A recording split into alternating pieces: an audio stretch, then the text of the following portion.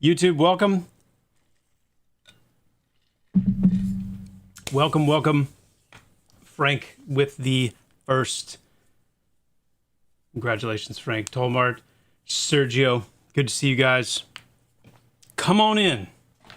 We are going to be getting rolling. So yeah, we have kind of a whole thing going on right now as we march towards the PTR and then the spring update, where we're doing some hardcore runs. This is something that I've been wanting to do for a while. I think it's a really fun premise, and it has proven to be such. We had what you would call a bit of a tragic turn of events last stream, and we lost some people. Deathless, my Dire Lord included. In fact, it was a full wipe in the Goblin Caves. So at just the young age of level 11, Deathless is no more. So last stream we took a vote between the Twitch viewers and YouTube, and we landed on the Wizard as our next hardcore character. And we started diving in last stream, got to level 7. I'm really eager to hit level 8 because that's when we get our first fire spell. And across all of my Wizard characters, like anytime I've ever played a Wizard like class, the fire magic is always my favorite. So I'm really pumped about that. So with that said, yo, what's going on, Andrew? What's going on, Soulgator? Good to see you. Functional Parrot, welcome. Good to see you as well. Bituminous Black, yo. AK. Joppa, what are you thinking the animations are going to be? So I'm looking at my... Is the YouTube stream okay? We back? Okay. The YouTube stream struggling. All right. But yeah, there's quite a few little polished animations we want to do with taming and just riding in general. So, yeah.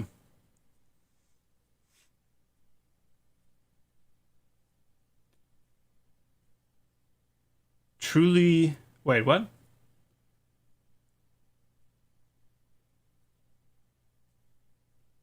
Oh, I see. Can I give you a rough estimate on the PTR? I cannot, though I will say that we are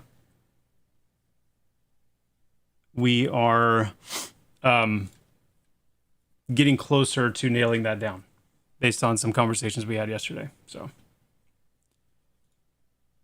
that's the thing with this kind of stuff, is it's like there's a lot of waiting. And then all of a sudden it happens. You know? A lot of waiting, and then all of a sudden it happens. And that will be the case here as well. But we're getting closer. Oh, show. All right, we're in.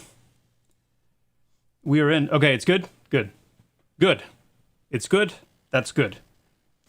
Hardcore, not possible. You can die from sliding down a hill the wrong way or falling through the earth and so on. It's insane to think you can make it to 50 without one death. Well, bear in mind, like, if it's related to a bug, like falling through the earth, then that's... part of the rules is we don't count that. Falling to your death by sliding off a hill, that's definitely... That'll do it, you know? Now, is it easy? Absolutely not. Is it possible? Probably not. But, you know, you don't know till you know.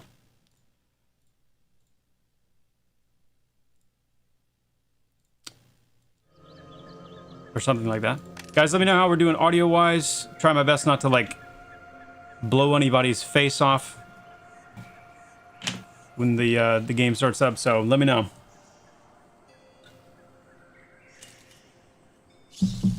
Cool.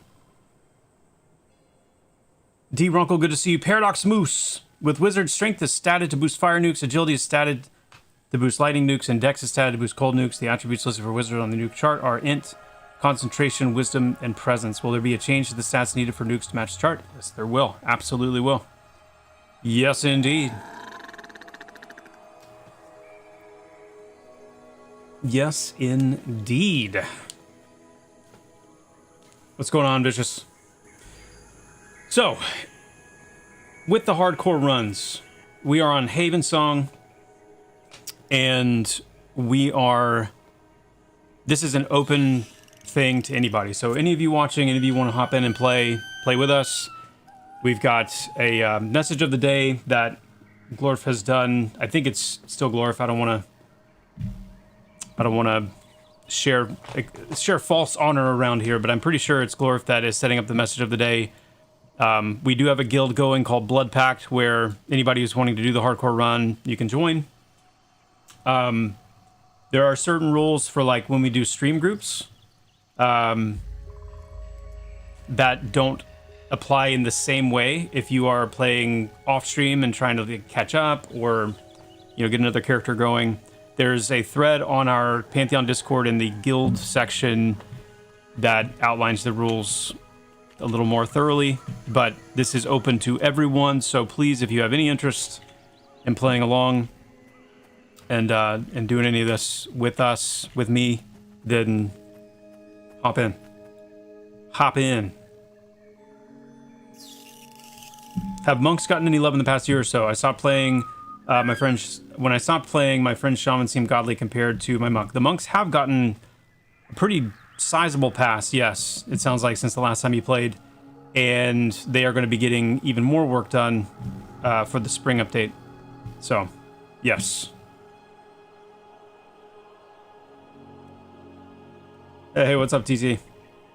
What's going on, Fringe? How often do you think the just random wipes will happen on the PTR? No way to know.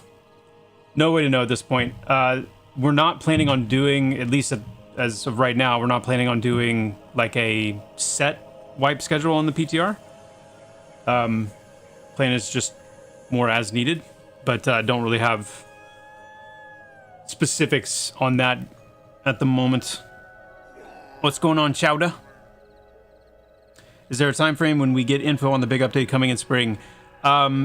Yes, and there is a plan to have more dedicated and kind of consistent rollouts related to everything coming in the spring once we reach that point where we're ready to start pushing that information out. So as soon as we are ready to share dates and, give kind of a framework of what those updates are going to look like, we will certainly do that and put that on blast.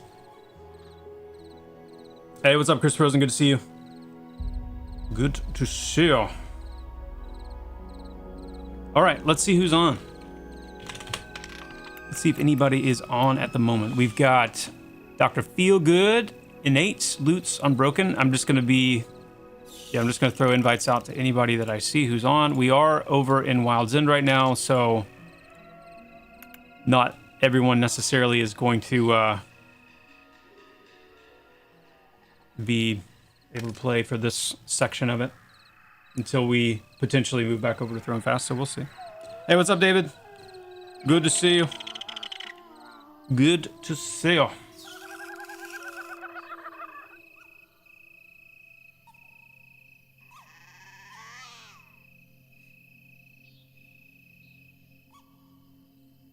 I just asked on Discord, how deep are you intending to go with scaling formulas? Like the attribute tweaks from last week, are they going to be combined in with spell skills and weapon skills for abilities too? So in other words, conjuration and wisdom checks for damage / penetration on an ability or slashing skill.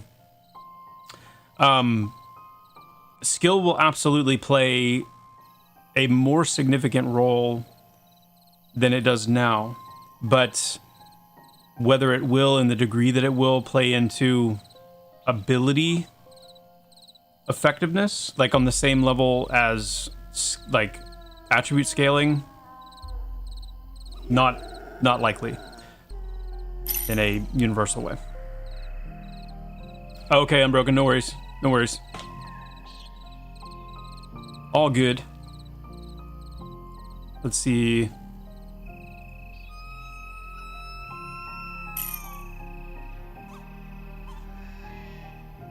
Oh, you're both unbroken. Got you. Got you. That's why. Now I understand. All right, so who do we got? We got a paladin and a cleric. We definitely have... It'll be a little more slow going, but we can definitely, you know, get some things done. I'm interested in seeing the new starting zone. Yeah. Yeah, I get that. Been working a lot on that, actually, on the, on Fairthale City, so I'm excited when we can start showing off some of that. That's going to be the first of the major cities, just with how everything's lined up. Hey, what's going on, Wolfgar?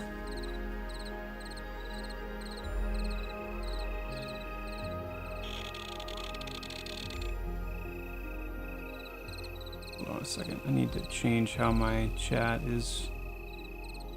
There we go. Much better. My goodness, that's much better. Awesome.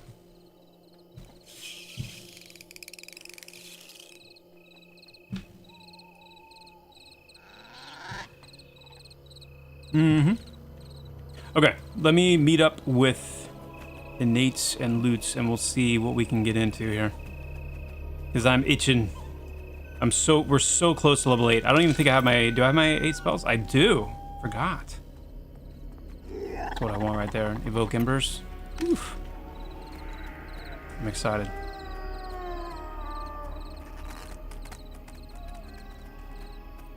So last stream, that was when we got started on this wizard, and was sharing last stream that it's been a minute since I've played the wizard to any great depth, especially with the recent kind of overhaul that we did on the wizard class. So it's been there's been quite a bit of refamiliarizing myself and kind of actually gaining that kind of like intuitive feel for the class mechanic, with particularly speaking about this focus system. But by the end of the stream, after, you know, just a couple hours on the class, it was starting to feel very, very intuitive and was opening up into a very enjoyable kind of feel. And that's one of the things that's, I don't know, kind of been sticking with me of like why I've been enjoying this class so much, and what's been kind of making me think about it and be excited to get back in and play it again since that last stream was it has that very EverQuest-y kind of feel to the wizard, and yet it has that like edge to it that gives it a little more staying power in combat, where you're not, you know, standing up and casting a nuke and then you have to sit down for, you know, 5 minutes. So I've been really, really enjoying that. All right, we've got another paladin and a ranger with us now. Sick. And looks like we might have a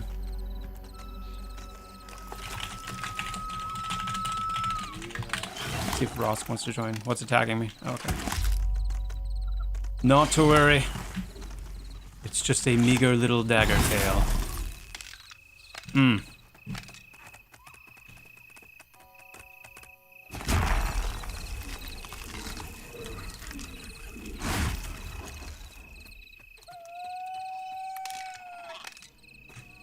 Hey, what's up, Dispeller? Good to see you.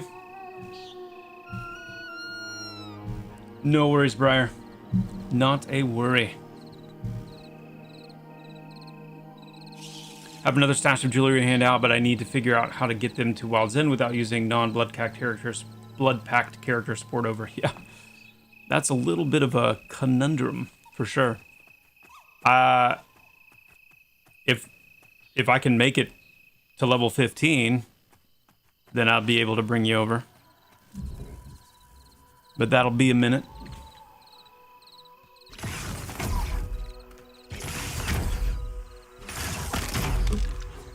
Hey! Fashion Quest. Oh, yeah. Now that's a glow up. That is a glow up if I've ever seen one right there. Oh, yeah.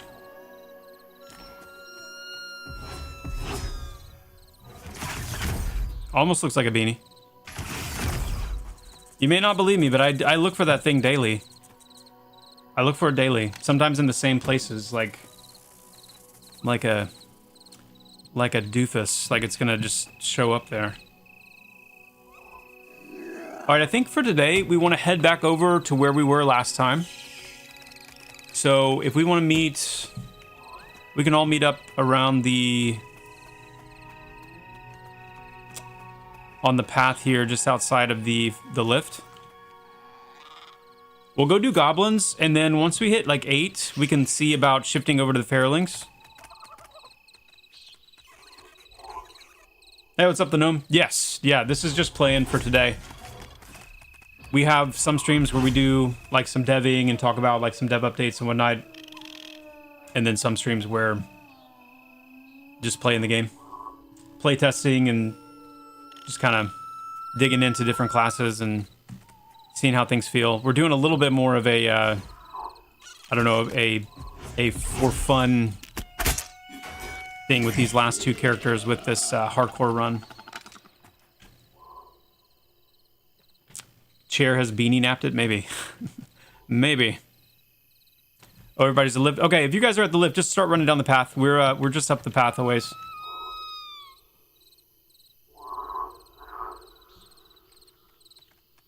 Yeah, it's not... I guess it's not exactly brown, is it? It's kind of got some off-whitish characteristics.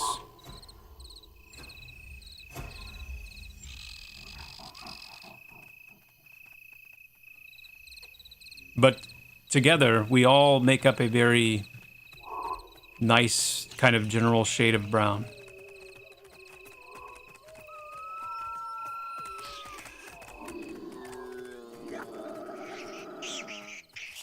Light tan, yeah. Yo, Rhythmac with a 15 stream streak. Yo! Nice.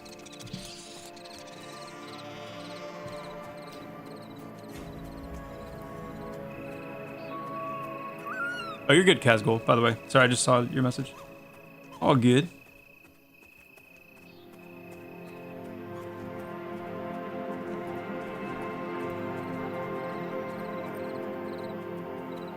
Looks like a batch of potatoes, yeah.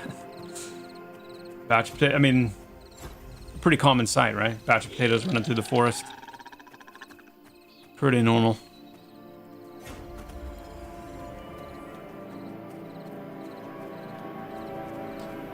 So, Joppa, will the darkness get more dark, or is this about where you guys want it?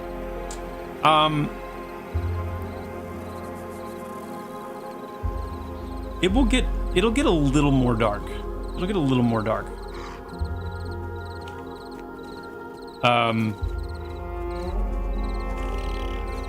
Once we get... It'll come in phases, because there's still some updates that we want to do on lighting in general.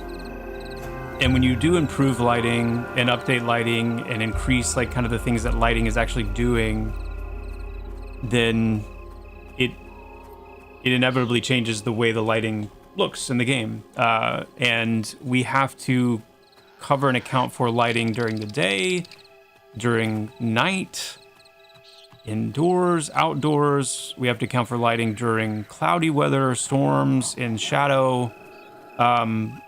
And so what we wanted to do we made some changes to the lighting that ended up causing that like Vanta Black situation that we talked about.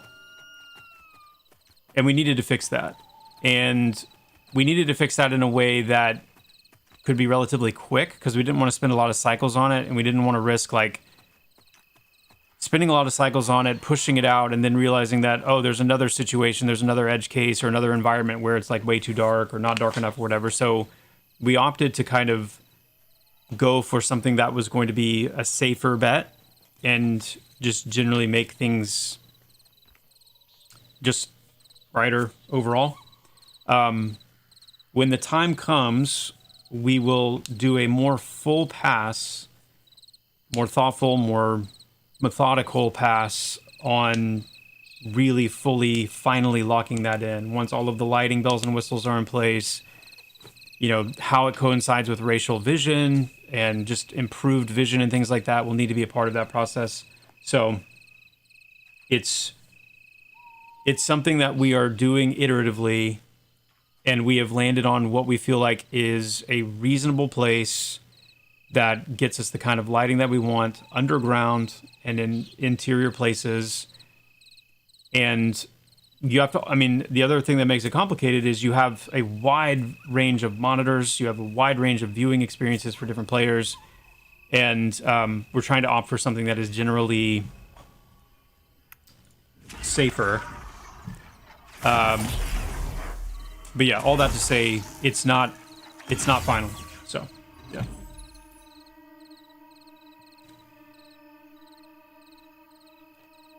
If you say loudly, I don't know. I don't know if I want to do that, Briar. That feels a little,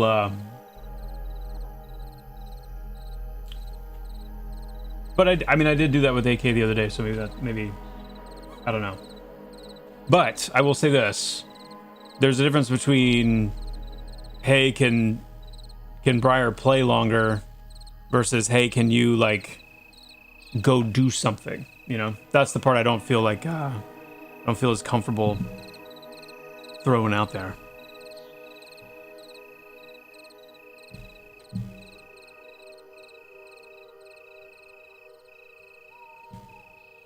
What do I think of the DLSS 5 stuff? Your honest opinion? I mean, to be completely honest, like any DLSS stuff that I've seen or engaged with in games has been kind of like not great. Like I don't feel like it's lived up to what it's been billed as. That's been my experience. So I guess that being said, I don't have a lot of very specific thoughts on DLSS 5. Like I haven't really looked into it that much personally, but I don't know. I haven't had good experiences with just using DLSS personally. Hey, what's up, Mr. Steel Rose? Must be hard not making lighting. Must be hard to not make lighting functional and at the same time not draining too much performance.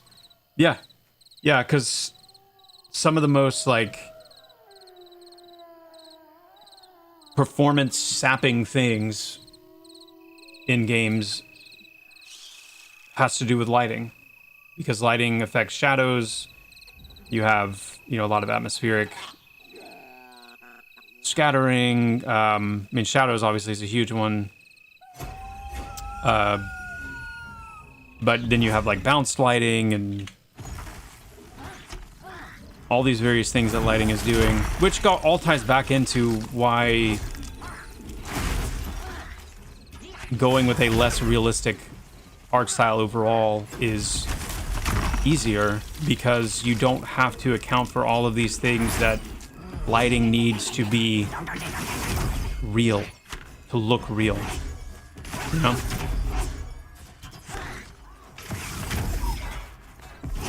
In a stylized game, like, I mean, obviously you still need some lighting is lighting, light is light, you know? If light doesn't, light has to be somewhat real or it isn't light and doesn't do what, you know, is expected. But there's, you know, real light is a pretty amazing thing, you know? If you didn't know, surprise. Real light, actual light is pretty amazing. So, trying to replicate it in a game to a high degree is challenging. Very challenging. Of course, you took my cold focus. Appreciate that.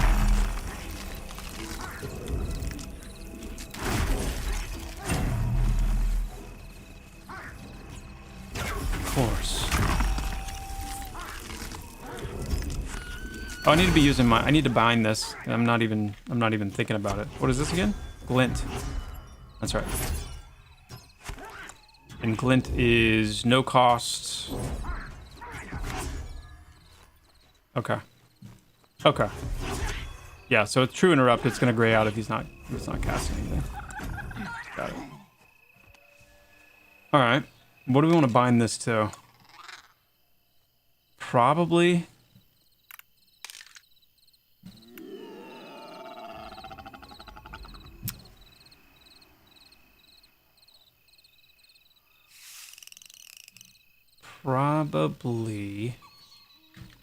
We'll go Shift G. I think? No. We're gonna go Shift Mouse 4. Okay.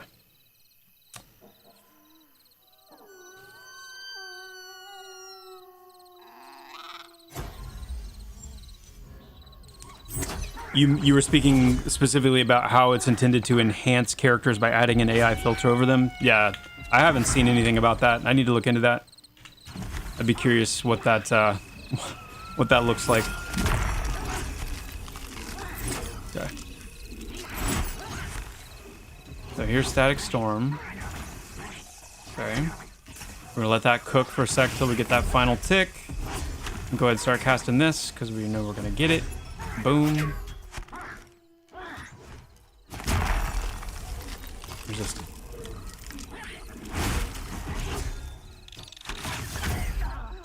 It's nice that resists still feel good though, you know?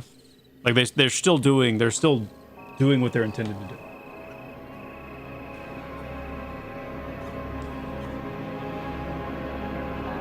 One of the things I've noticed at night is the inability to target things at distance includes things also inside a lit area, such as other players with their own light source. Will that be resolved?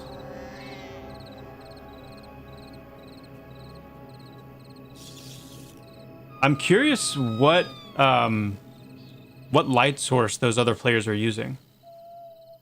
That makes me think there's whatever light source is illuminating the NPC is not actually set up to be like an illuminating light source functionally. It's very possible. If it's like, I don't know, maybe it's an effect on an item, like maybe it's some kind of a, yeah, like a light that the item has or something. I can see that.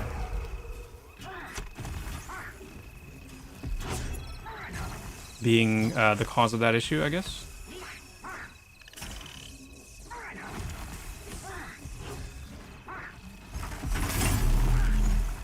Oh. Starter torch? Oh, well. So, but are you sure that's what the other person has? Oh, I just hit level 8. Oh my. Hey, what's up, Crazy? We're continuing our run on this wizard here, this hardcore wizard run.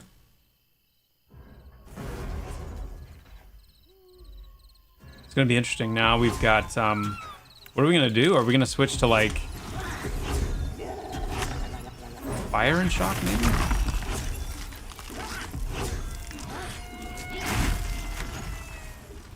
I don't know. I gotta remember to use Static Storm first.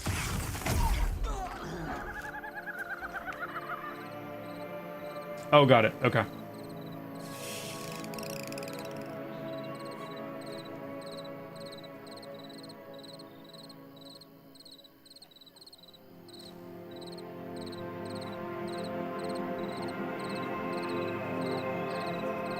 That's cool, AK. It can definitely get better. I will say that. It definitely can get better. Yeah. It definitely will.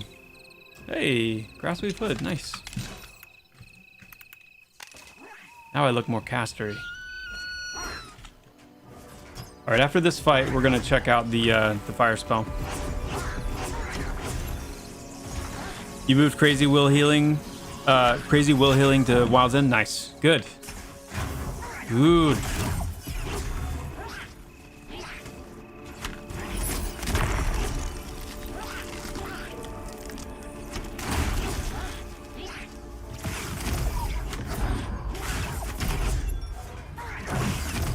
I'm curious if any wizards actually consistently use all three spell schools.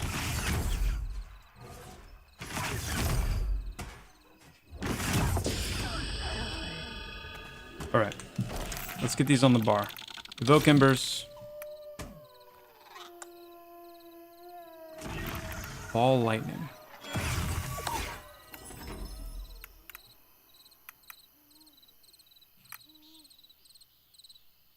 Magical Bonds. Let's just hold on. Wait. Should have already...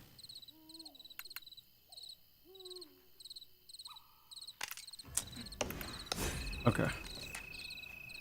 Let's just try that. What does Ball Lightning do? Send a sphere of crackling lightning that arcs between up to 6 enemies within 15 meters, dealing shock damage before bouncing on the nearest target. Okay, yeah. We're definitely gonna keep shock in play and then see what Evoke Embers does for us. Mm-hmm.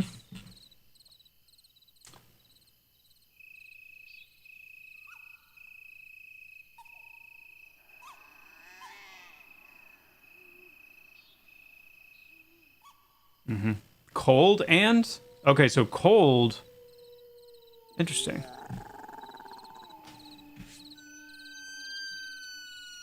Gotcha, Nerve. Gotcha. The sound effects you guys have are crunchy and snappy. Love it. We have an amazing sound team, yeah. Amazing. Imagine the AI images of real people, and that's what it looks like. Uncanny and off. Yeah, I would imagine. Ugh.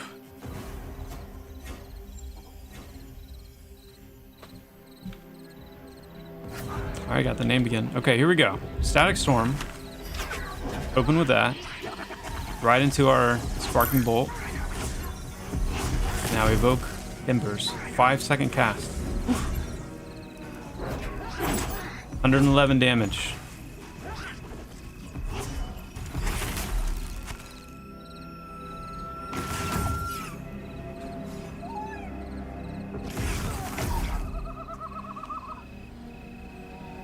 That's pretty nice.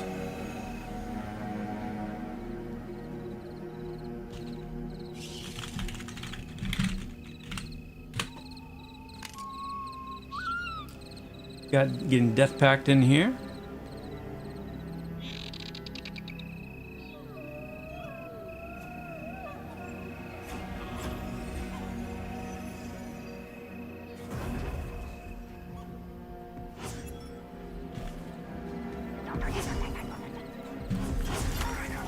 Yes, Gav, we've got a wipe coming in the spring. We just haven't announced the exact date for it yet, but it's also coming with several very significant game updates. So, a lot coming. Yeah, that's a strong hit right there.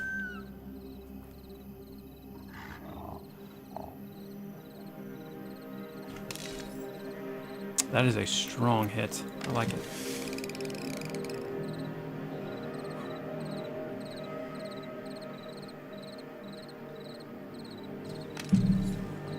Yes, the gnome, it does. Yep.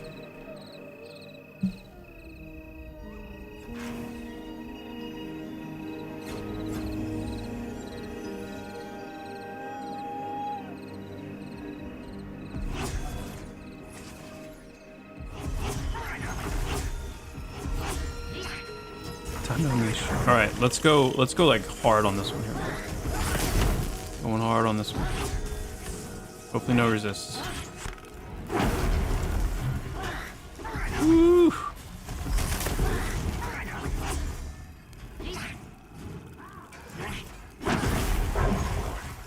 Go ahead and use this. Take all my coal. Okay.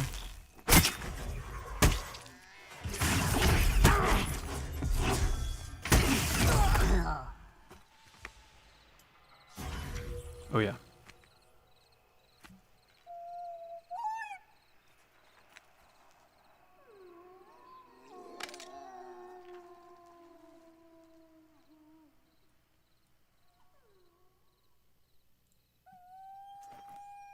You want to keep at least one school at full focus at all times for the mana regen. And maybe 2 schools full more often if you start getting low on mana. That's one thing that I'm... So, like, the mana... These abilities all cost mana. At least most of them do. But so far... So, like, that costs some mana.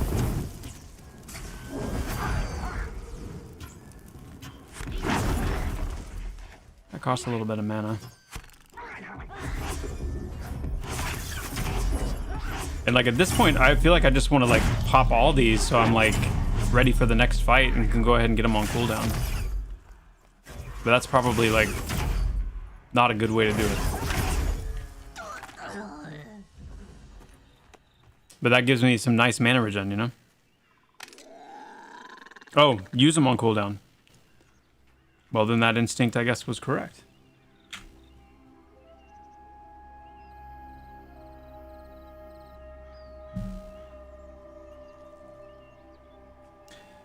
I kind of like, though, that mana is not... Like, mana's there, and mana's a part of what you're doing, but I kind of like that focus is the main vehicle, because... For one thing, I don't necessarily want to have to, like, manage and keep tabs on 2 different resources.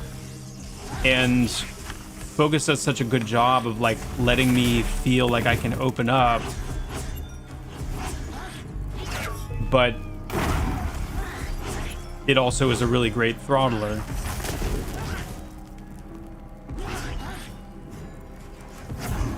I don't know, I kind of dig it.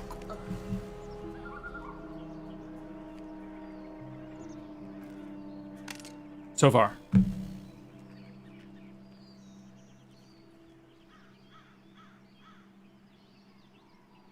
Later you get the channel ability that gives mana back and fire shock flavors, maybe ice. I'm only level 20. Gotcha.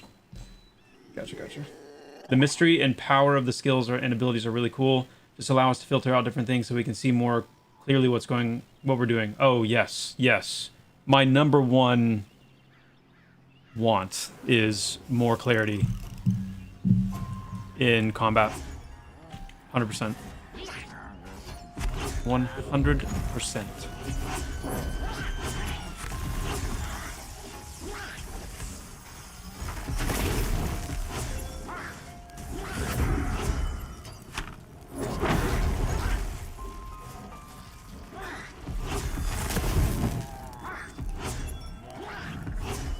So yeah, like, it's probably... If I want to keep one focus school active, then that's probably where I should stop. And then yeah, we're just popping this and this. And look, we're right back in it. We are right back in it.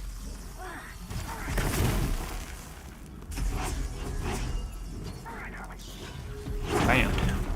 Oof. Oh, that feels good.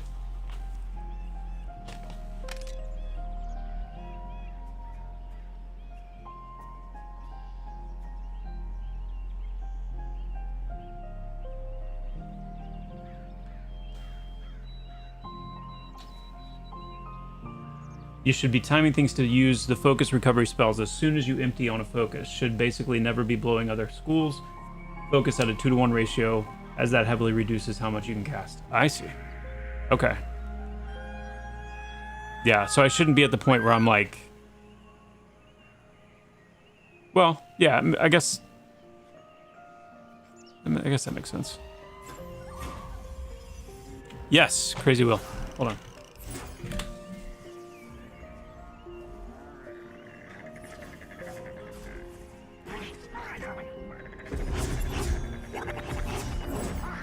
There you go.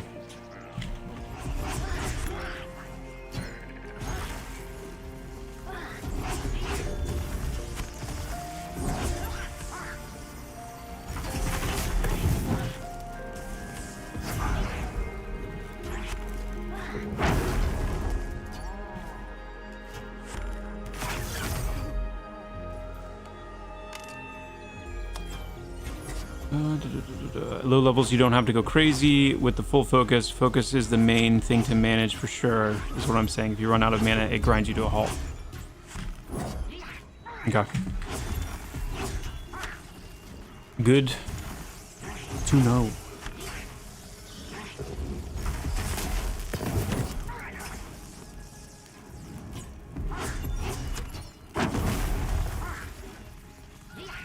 So we Sparking Bolt here, we immediately do that. And then we're right at our third tick fire, we can do that, and then boom.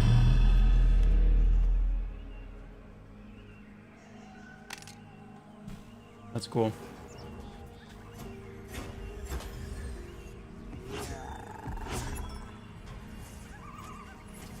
Yeah, that I do kind of agree with, RuneLinks. We were talking about that a little bit last stream, how the other problem is that you kind of require to have these three, maybe not so much the off line. So like I don't know that I necessarily need like the cold on my bar, but the fact that you kind of have to have those on is a little, yeah, you know.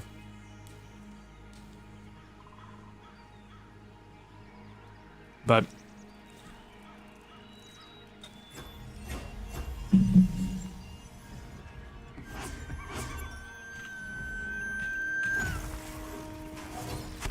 all right.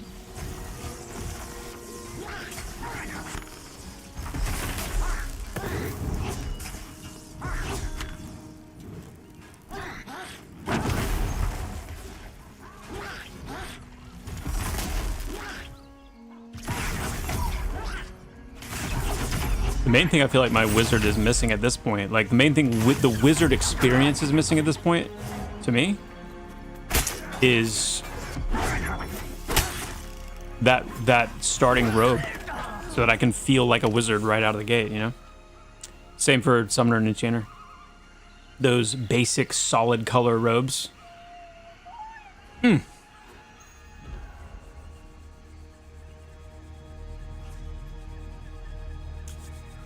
They're coming.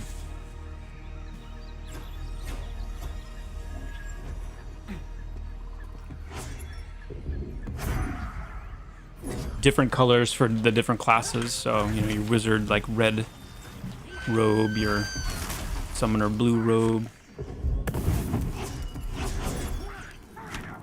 Be good. Necro with their grayish robe. Don't want to do black. Black's too cool. Black's too cool to start with. Can't have black right out of the gate. Remember that? The what was that robe called? Oh my gosh, I haven't thought about that in forever. The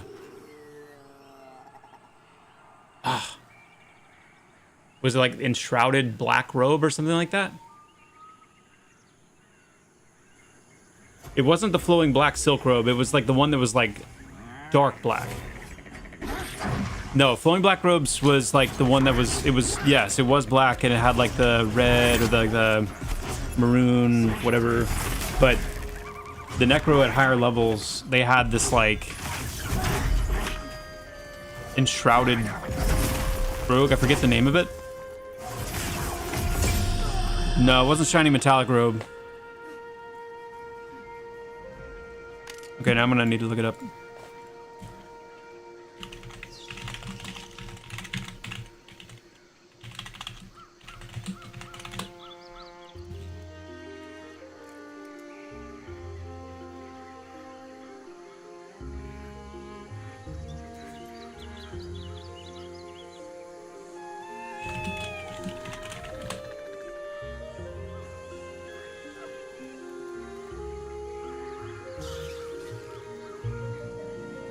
It was like Necro only.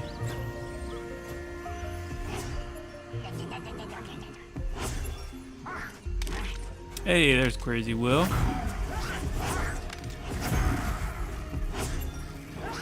Robe of Enshroudment, is that what it was?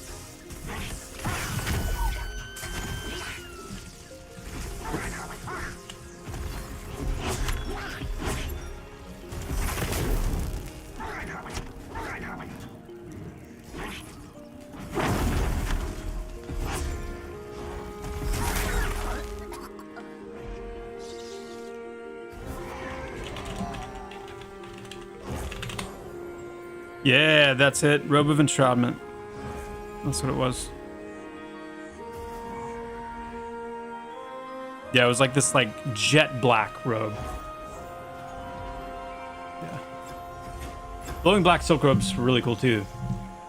Those felt very. I remember the on my necro. I remember the gossamer robe, the one that was like white, and then the flowing black silk robes, and shining metallic robe was like awesome. So that one was like super prestigious, really cool to have. But yeah, the robe of enshroudment was like really cool. Really cool. Sorry to do this so quick, guys. I need to do a bio break. I'll be right back. Don't pull too much. I'll be right back.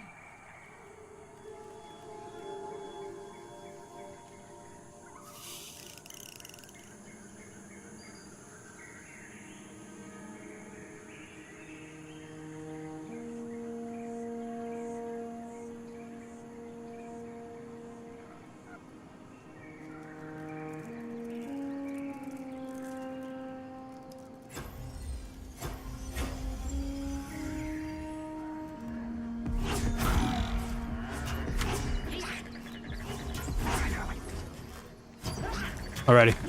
Yeah, I think we should probably move to Fairlings. Give that a try. What do you guys think?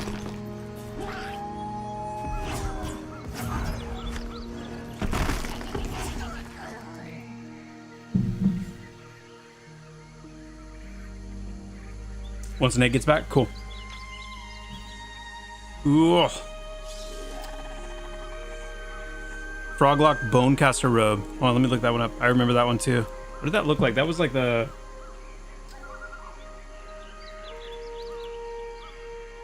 Was that the one that was like black and green?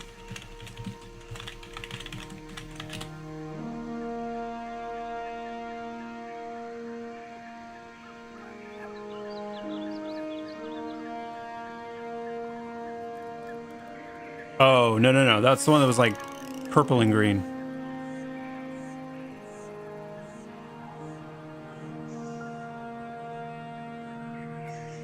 I think.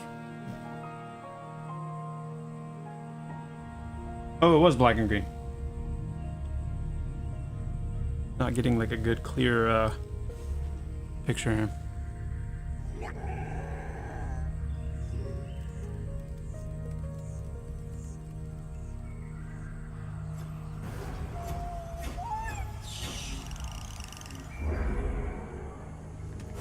Robe of Living Fungus.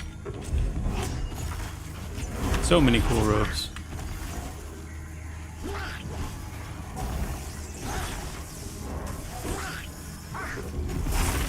Oh yeah, shrink pet, a shriek pet would be super cool.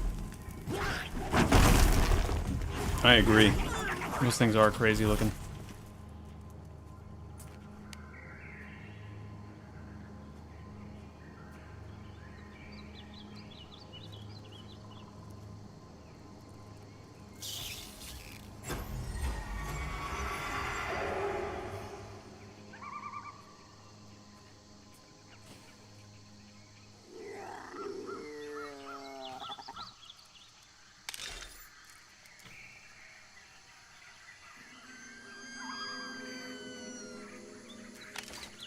What earrings are they? Oh, right. Yeah, let's roll. 65.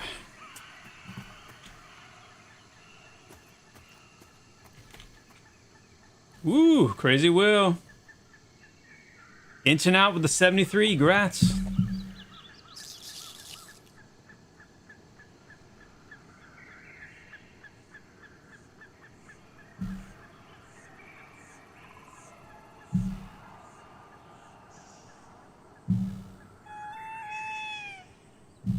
Is it normal for my frames to be bouncing all over sitting at 70 FPS, drops to 30, then up to 50, all the way down to 20, then up to 70? Again, does it constantly, even just sitting in one spot? I'm assuming you don't have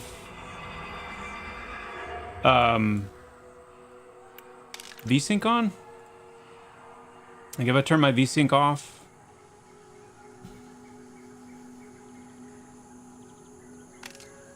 at least, you know, here I'm sitting at 107. I'm like not moving around. So I feel like if you're getting that amount of like jumping, it might be something not Pantheon related. It would depend on where you, like it could be that you're in a specific spot in the world though that maybe has something going on, but I don't think there's anything just universally that would cause that. Check.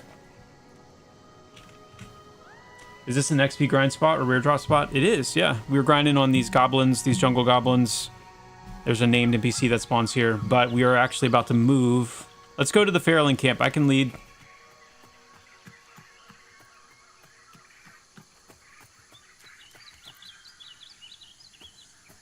Wait till everybody's ready.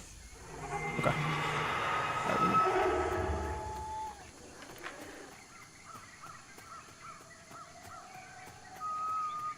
There's actually, this camp over here is really nice because you've got Feralings and then you also have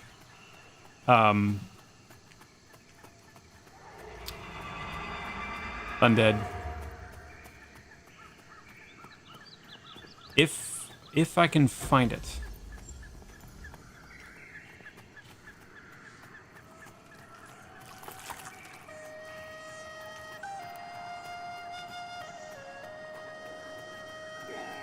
So buckle up. We might be doing a few. Okay. Yeah, I think it's over this way. Looking for a Feraling structure, please. Yes. Okay, I see it. Yep, we're here. We made it. There's the. We're actually probably a little close.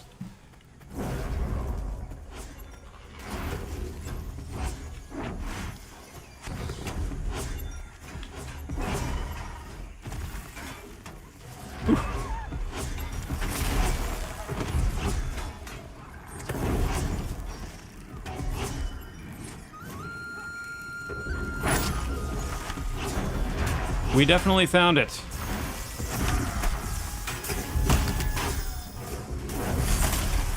Oh. Oh. I did the cardinal rule of like running. I shouldn't run. I'm not gonna run. I'm also gonna stop dealing damage. We have 2. That's why we are, yeah. We switch into the Wraithbinder? Okay.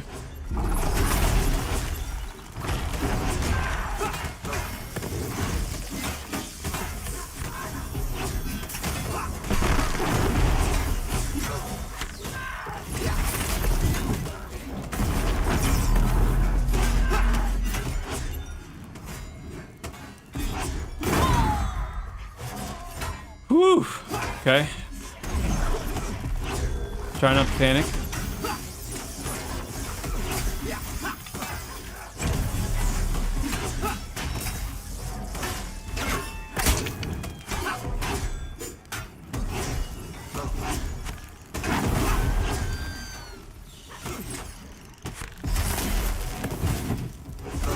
past that.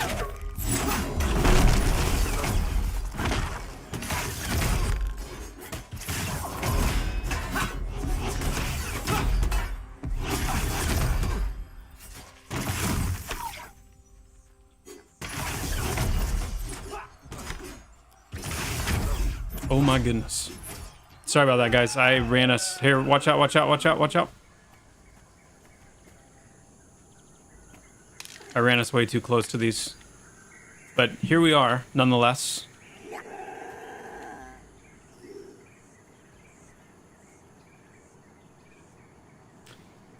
Oh, okay. Hey, what's up, Tyrion? Good to see you.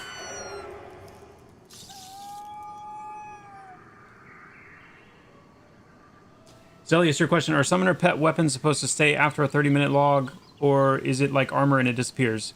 Both of the weapons and the armor are temporary. These basic spell versions, these basic versions that the summoner gets are temporary, yes. But you will have better spells that summon better gear, and then you will even be able to learn spells that summon non-temporary gear. But a lot of the pet armor and weapons are intended to be like looted as well.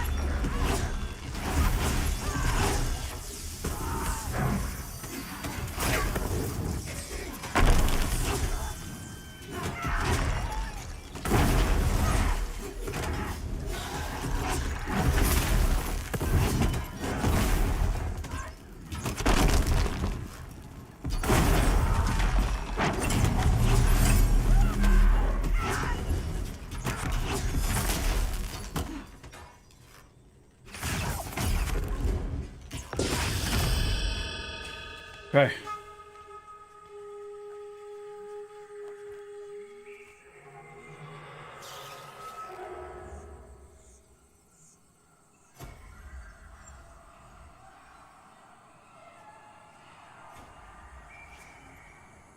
Since stats are so important in Pantheon, doesn't that mean you need to fight mudflation all the harder?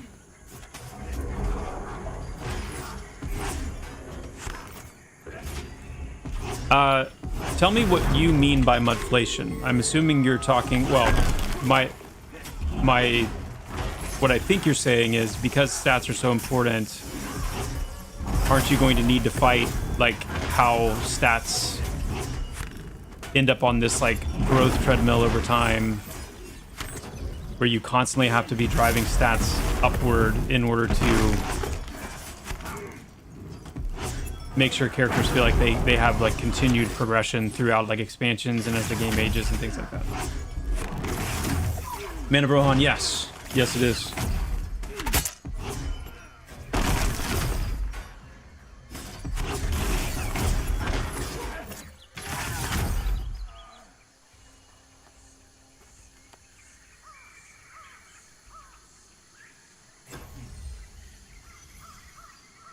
We do have a ranger with us, yes. Yes, Alinar is our ranger at the moment. Will we have a red server? Yes, we already do. It's just very basic and bare bones, and being early access with, you know, it doesn't have a community right now. But Pantheon will definitely, or PvP will definitely be getting some love down the road.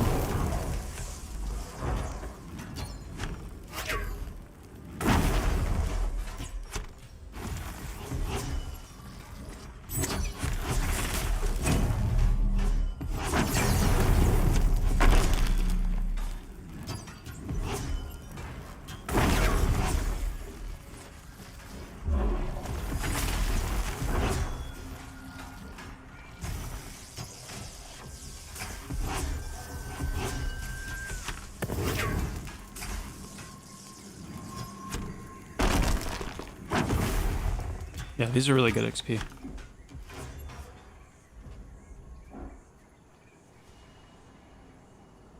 Really good XP. We'll be feeling comfortable here in just a little bit.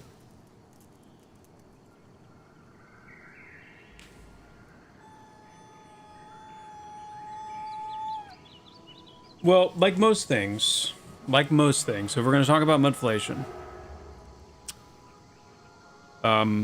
we have to talk a little bit about, like,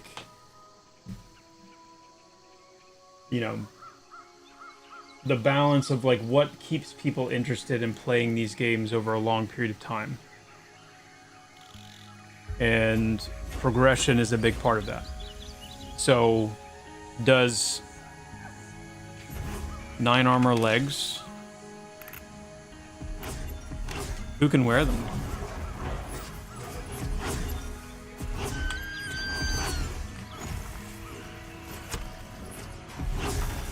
I have 1 armor leg, so I mean, I would definitely take them if they can be worn by wizards.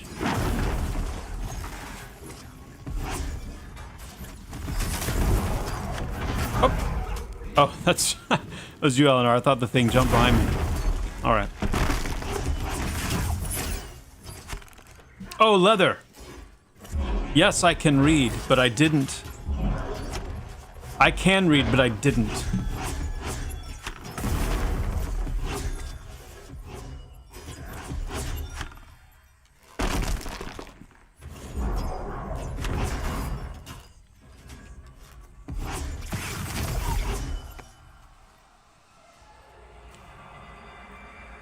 Okay.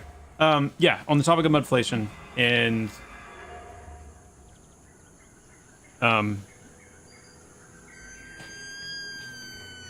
if stats don't matter very much, then yeah, that does help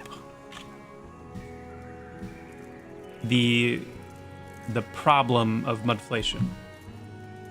But if stats don't matter as much, or don't matter very much, then you need different levers to create the same sense of progression. So in games like EverQuest, where stats didn't matter very much, yeah, like the very first expansion had a 10 level increase, and then you had a 5 level increase, I think. No, you didn't. Velius didn't have a level increase, did it? I don't know if Velius had a level increase. Maybe it was Luck. I think Luckland was what raised it to 65. But you had a 10 level increase. Then you had an expansion with no level increase. But in EQ, you still had, you know, your attributes weren't doing a whole heck of a lot. Some of them did more than others for sure. But you did have health, you did have mana, you did have regen, and you did have, like, damage.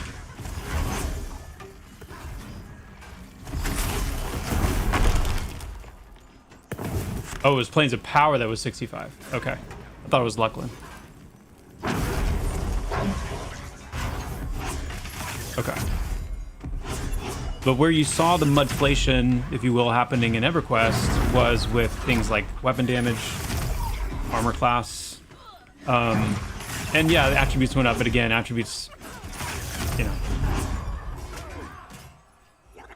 I need to lock in here a little bit. I'm falling off the efficiency train.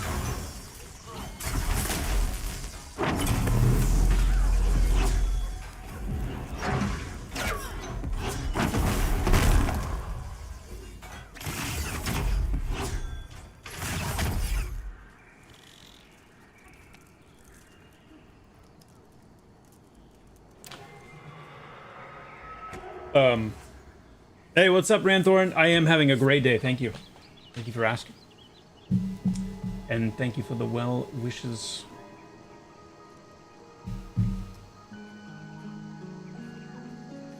So yeah, to go back to that topic, I like this topic.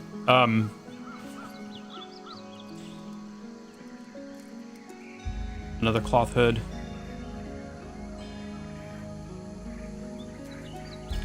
Oh, it's Dex. If it's got Dex on it, I'll probably take it because I can actually use that. Yeah, I'll take that. If anyone needs a 1 con head piece, then you can have the one that I had on.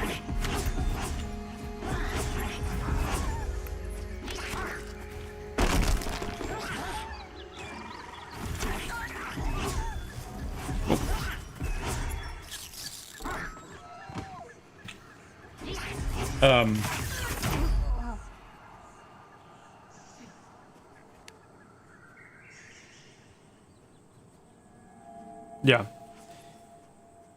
But that's what I mean. Like EQ, like level made such a difference that level made a huge difference and spells made a huge difference. So again, another thing that made EverQuest not very stat dependent is the way that your spell ranks and ability, well, I should say the spell ranks leveled, if you will. Your spell ranks were what really caused your major bumps in power. When you hit those spell rings, I didn't play a wizard a ton in EQ, but you know,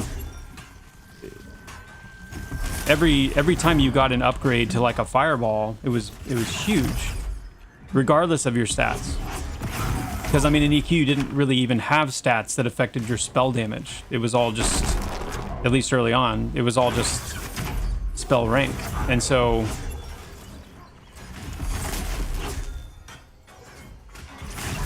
At its core, is that a system that is better protected against mudflation in a way? But in a game where stats are meant to be weighty and meant to have weight, so when you do increase, whether you're increasing an attribute through a mastery decision, whether you're increasing an attribute through something that you equip, whether it's a buff that's increasing your strength or your intelligence or something like that, if you want those increases to feel weighty, then you have to kind of have a different approach to what like an upgraded rank of a spell means. And that's why we want our ranks to feel really powerful as well, because it felt really good. Like in EQ, when you hit that next spell ring and you got an upgraded fireball, it felt really good. But we want it to feel good because, not only because it's a rank up, but we don't want to lose the connectivity to the attributes. So what we're doing is when you get a new rank of a spell, so like when I get the next rank of Evoke Embers, whatever level that comes in, it is going to, you know, just because it's a higher rank, it's going to do more damage.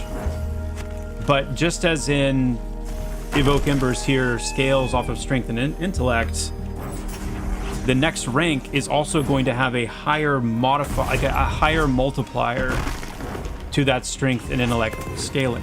So it's going to feel it's going to feel a lot stronger, just like it did in EQ. But it's going to be incorporating your attributes into that as well, as part of what's making it feel strong. So we maintain that idea that like your stats really do have weight and they really do matter. Mm-hmm.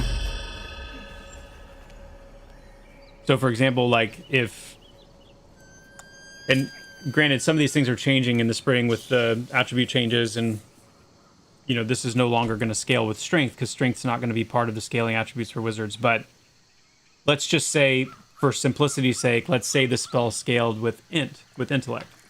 Level 9, by the way. Woot.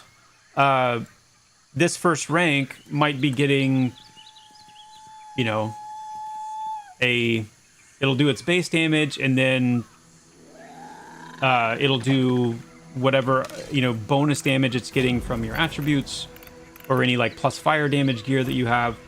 But then let's say this base rank has like, I don't know, like a 1x scaling on intellect. That would mean that right now I would be getting 13 extra damage from intellect. But then when I get to the next rank,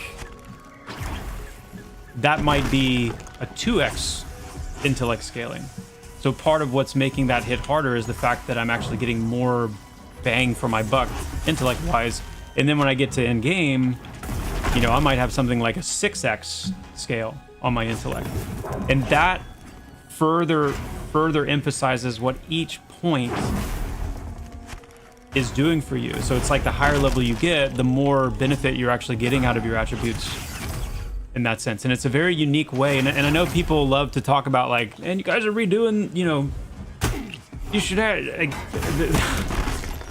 what I keep trying to explain is like, we're trying to do something a little bit unique here that, you know, isn't the kind of thing where we can just go out and say, oh, we'll just do it like this game. Like we're trying to find this way of, it's one of those places where the old school fusion with kind of some, you know, quote unquote newer school like ideas and depth is it can be tricky to find what really feels good.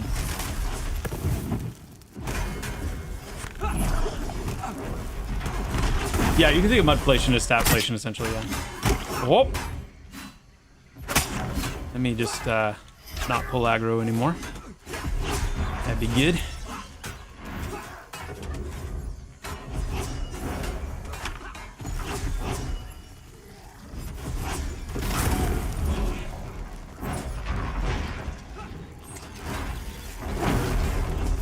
Sorry, I did that. Started myself.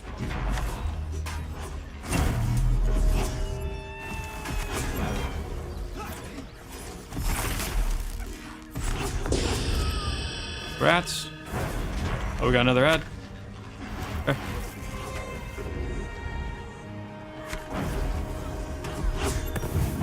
There we go.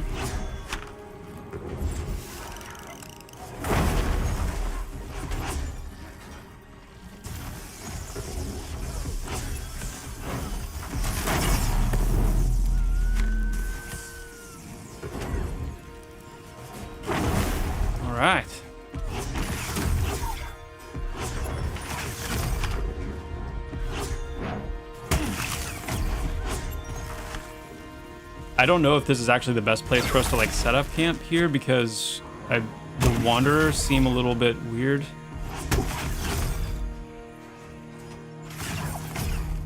Like this person right here, like yeah, I need to. Maybe it's me.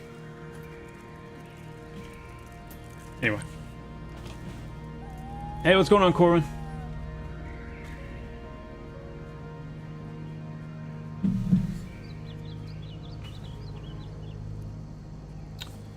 Okay. Speaking of attributes mattering, are we dropping +1 to all attributes every 5 levels in spring? At the most, pick an attribute to a +1. Yes, we are dropping that in the spring. You will no longer have the +1 to all attributes every 5 levels in the spring. Instead, you will be making decisions about what attributes you push in mastery.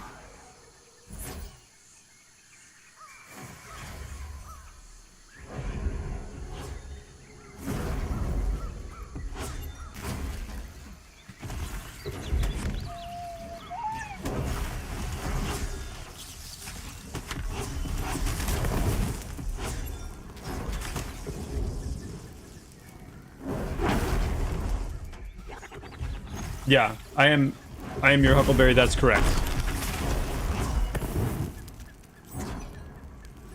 I mean, that's a great way to think about the conversation in general, because that's exactly what happens when you have, like an EverQuest, they didn't put as much emphasis on stats in terms of, like, the effect that it had on your character, and so, yeah, like, I remember on my Necro, for example, like... And in a way, it was synergistic with the game's overall design, because you had naked corpse runs, and you know you were in a lot of situations where you know you didn't have your gear and you needed to engage in combat in some cases. So I mean, to that extent, it worked well. Thank you. Stitched cloth shawl. What's this? Nice. Shoulder. Looking a little more castery. But yeah, I remember on my Necro a few times, like, you know, being able to kind of still be able to get some things done, you know, with without any gear. Whereas in Pantheon, you would feel that big time, like to be, which is, you know, to synergize with our game, it's one of the reasons why our death penalty looks a little bit different than EQ's, where you don't actually lose your worn equipment because it is so significant. You know, your gear and your attributes are such a significant part of your power and what you're capable of that yeah, it wouldn't have really worked very well.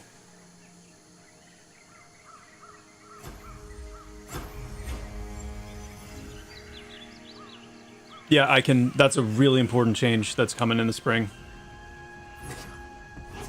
To create some more, like, archetypical value for the items.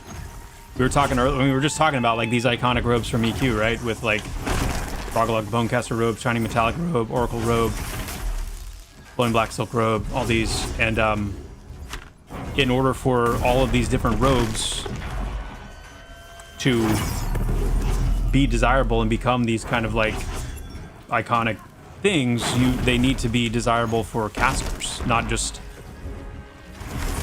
for one type of caster, you know?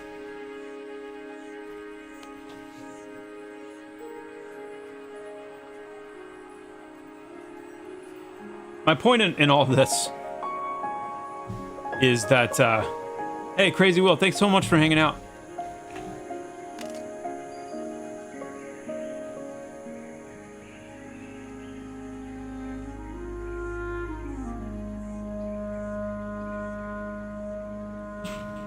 Glad we got to have you along, Crazy Will.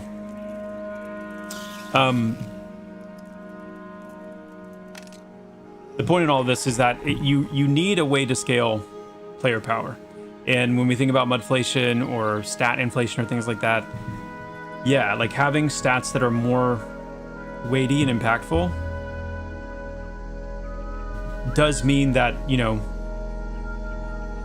to that degree, you're going to need to incorporate stat amounts with progression. But the good news is that we have done a lot of work and gone through a lot of effort to keep our stat numbers low so that you don't need as many stat points to feel like a tangible progression. You don't need, you know, an extra 100 stat points to feel like it was worth it, you know? And at the same time, every game needs its, hold on. Every game needs its lever. So whether that's levels, whether that's stats. We got 3. Oh, these are skellies, okay.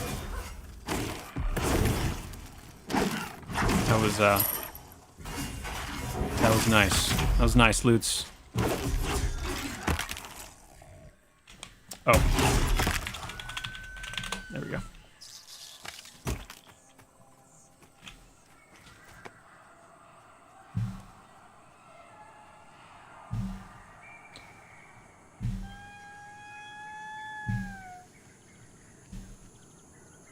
Hey, what's up, tough guy? Good to see you.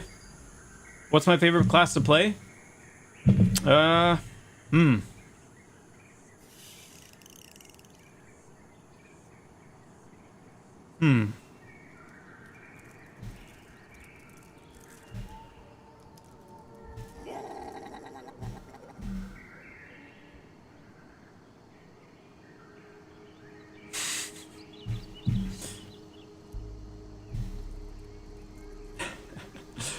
I mean, listen. As one of the principal designers on the classes, I have to say they're all my favorite. And to a degree, like they have to be. Like I have to love them all. Like I have to enjoy them all. And if I find I don't enjoy one, then that's a sign to me that like, well, not necessarily. It doesn't mean that like it needs to change necessarily. So, because there are different factors, but I need to enjoy playing them. I need to enjoy playing them. And the good news so far is that most of the classes I do. Some of them I don't as much because they're lacking, like, some of the things that they still need. Like Enchanter, I'm going to love, like, once Charm comes into play. And whatnot. But I really do enjoy them all.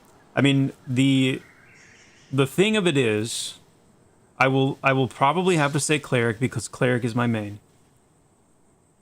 And so I just love clerics. I love their class fantasy. They have been just from an early age just my favorite thing. So I'd have to say probably the cleric, but it's the cool thing is, like, I really enjoy them all. Like I honestly did not expect the wizard to be something that I really resonated with. Even though, like, in actually playing it, like, the goal was to capture a certain, like, feel and vibe with the wizard, and I think we've done that, but I wasn't necessarily expecting to personally, like, resonate it with it as a class that I would actually enjoy and consider playing. But I'm loving it. So, yeah. But I would have to give it to the cleric. I'd have to give it to the cleric.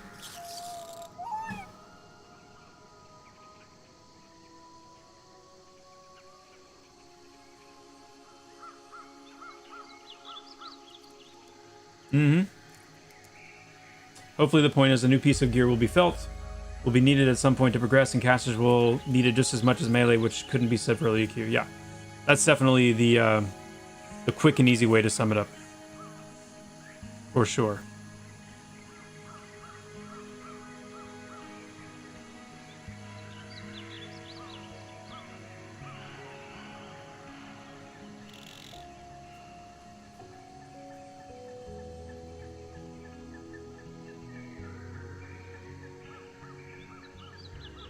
The gnome, I haven't personally yet, no.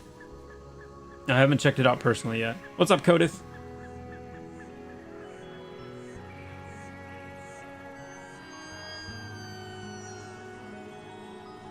Hey, Dougbug.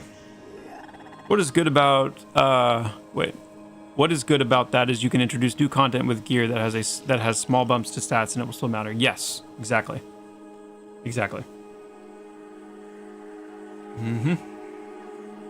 And the mastery system is going to be a really good companion as well to contribute to class power. And the way that we've designed the mastery system is to be, you know, we've designed it in a way to be able to scale as the game ages so that it can continue to be a part of that progression recipe.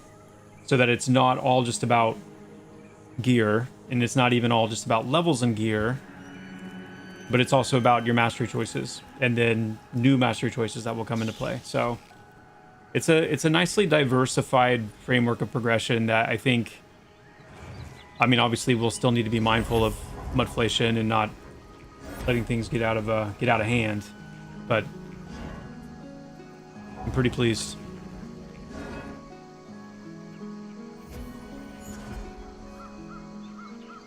Will Charm be ready for the spring update? Yes. Yes, it will.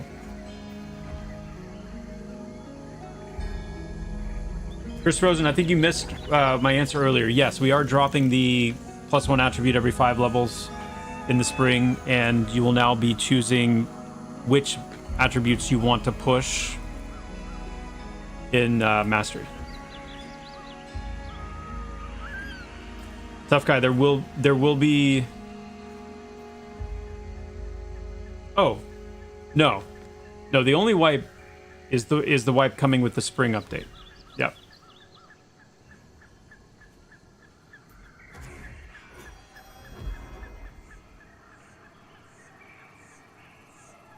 And at launch, sorry. Yes, thank you. There's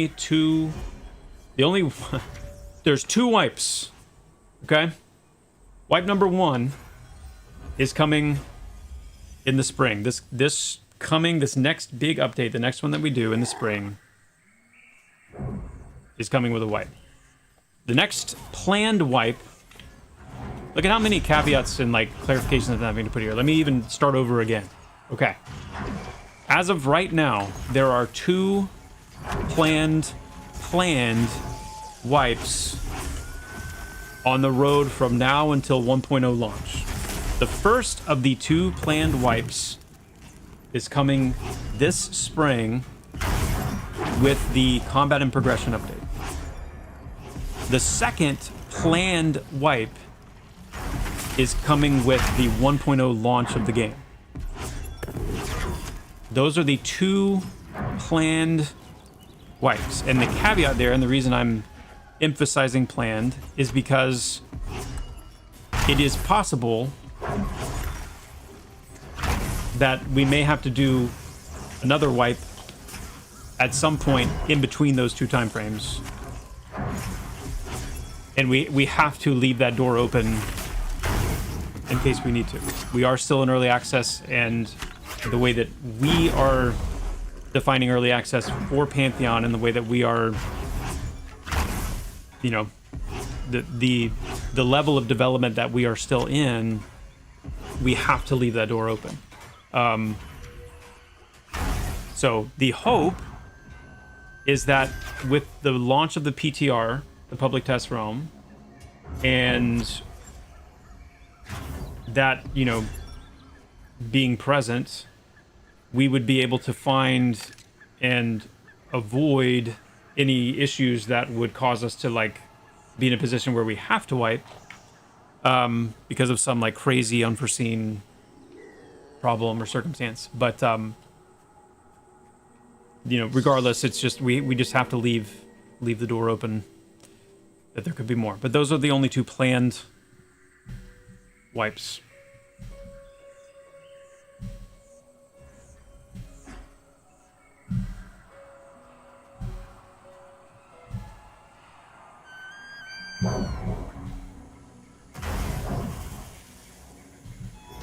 So picking a node to mastery might give +3 int.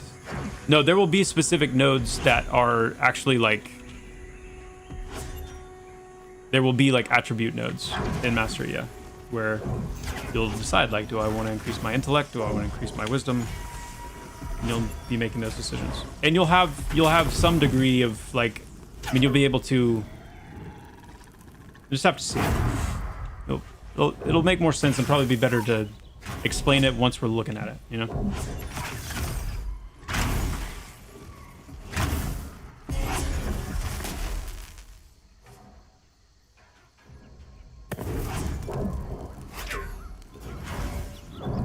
Mm-hmm. One sec, guys.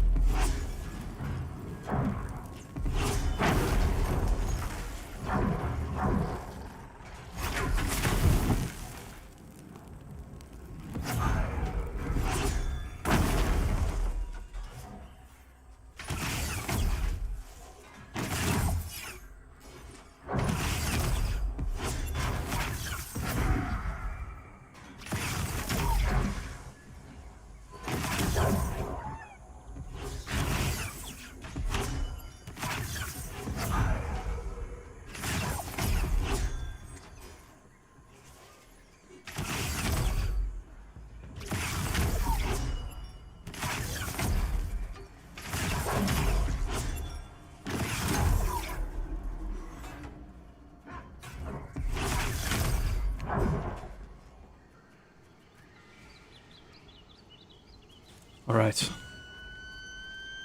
Yeah, I was, I realized halfway through that fight that it was taking a long time because he was healing himself.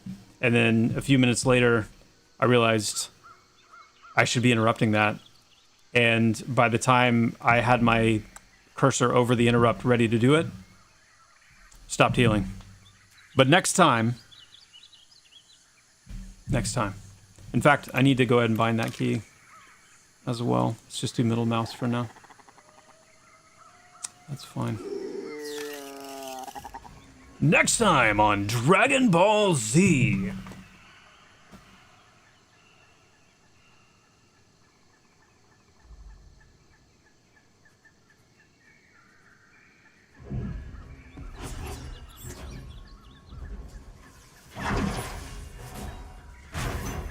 Okay, Soul Mender.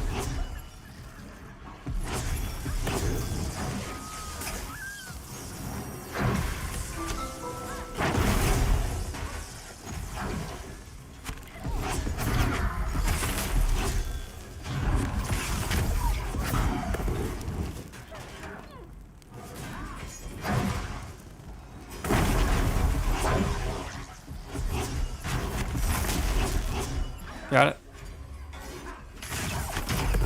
Oops.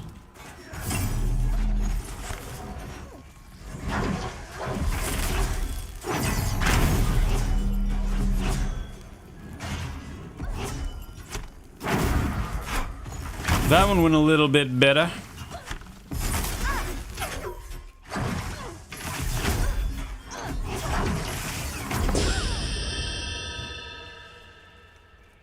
A little better.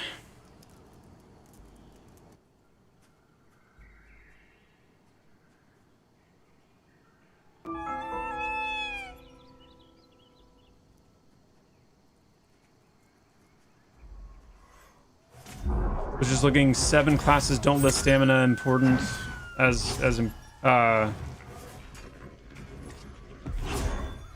well, that's kind of the beauty of it, Goonie, what you just described there. So yes, you're right.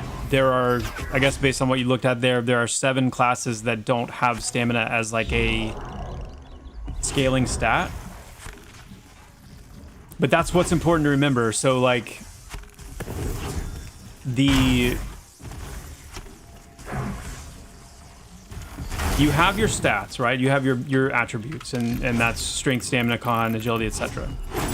These attributes do specific universal things, regardless of what class you are.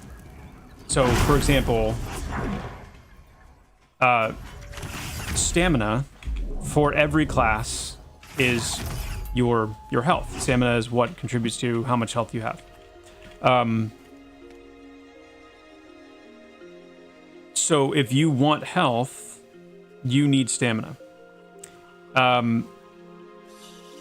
The difference is, for some classes, stamina, while increasing their health, like it does for everybody, also is one of the stats that scales certain of your abilities. And it's taken us some time, and part of the reason we've done even some renaming of some of the attributes is to find the right matrix of attributes that can be used as scalars that don't end up being like really overpowered double ups. So for example, but even in that case, we've done some work to actually allow for some of that. So you would have things for like your DPS warrior, your warlord warrior will have, you know, strength is a stat that you're going to want as a melee class because it increases your auto attack hits. And for a DPS warrior, you're also going to have some abilities that scale with strength. So you do have some of that double up, and we've landed on a good kind of approach for that. That's going to allow us to do that and still keep things intact. But anyway, yeah, to your specific question, for those classes, like your casters, like you're still going to want stamina, even if it's not a scaling stat, because you need health. You want health. So. Oh, what's up, Gotti? Godly, sorry. Gotta go make your flight. Yeah. Hey, you can always catch it on the VOD. It'll be there for you. Cheers to you as well. Hopefully it will be ready in time by the time you get back. I don't know when you're getting back, but we're definitely trying to get it done as quickly as we can.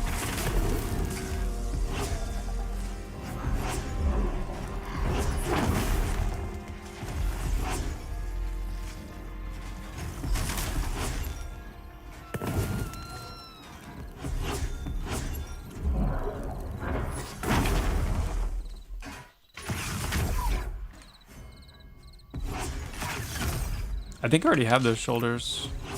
Or I have 4 AC shoulders, so I'm good. I'm good.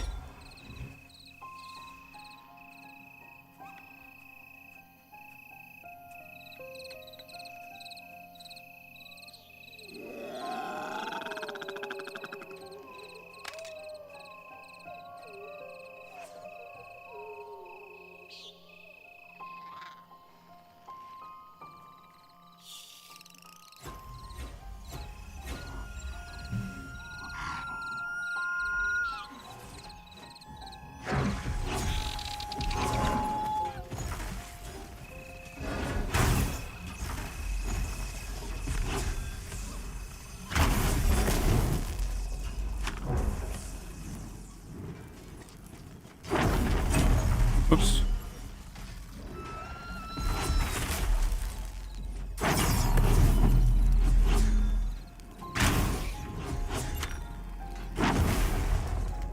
Sorry to bug you with this question again. Do we know when Bard lore and class abilities will be public? No, we've not announced when Bard stuff will start going public yet. Oh yeah, Soulgator, I know, I get it. I get it, and I totally understand and appreciate it, for sure.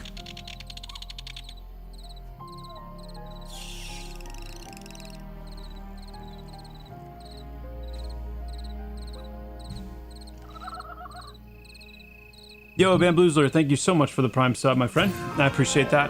5 months of support, that's awesome. Thank you, thank you. Thank you, thank you.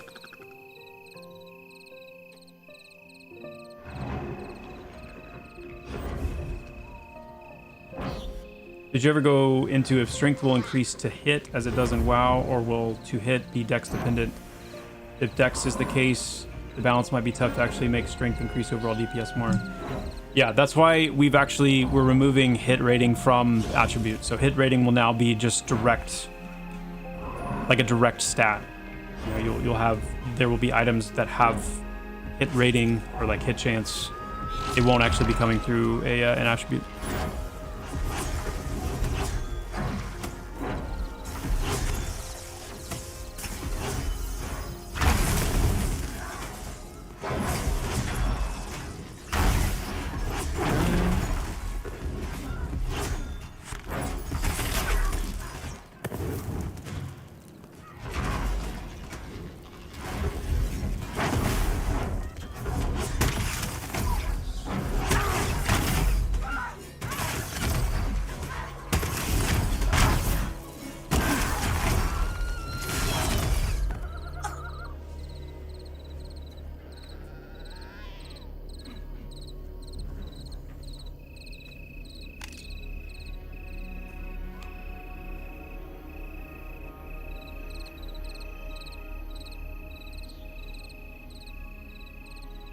Hey, what's up, Data?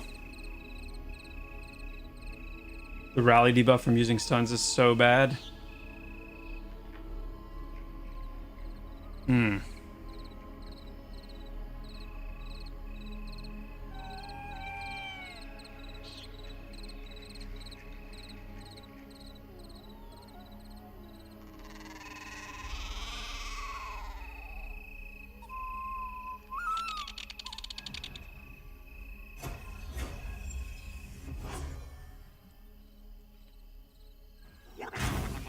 There's the Soul Mender.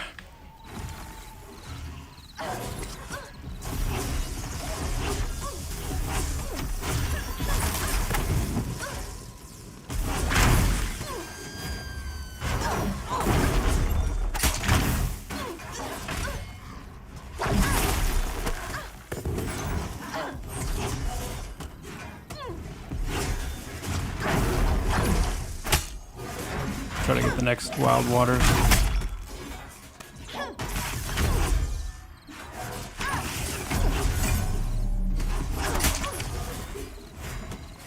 Unless he... Ah!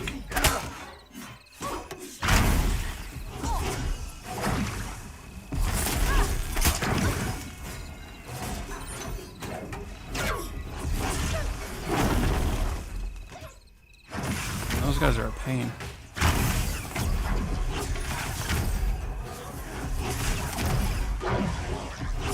I like it. It's good that they're a pain. I just got a jolt of excitement because I realized that I'm on the other side of being halfway to level 10, and I'm friggin' excited about what I get at level 10. I love that feeling. Oh my goodness. I'm 56 years old, and out of all the new games out there right now, this is the only one I find interest in.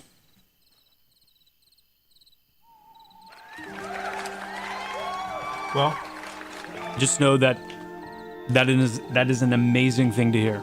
That is very energizing, very exciting to hear.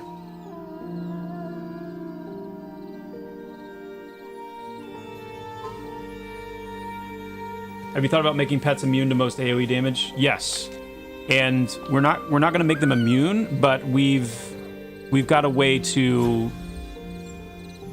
basically significantly reduce the amount of damage that they take, specifically from AE damage. Because yeah, that's definitely an issue.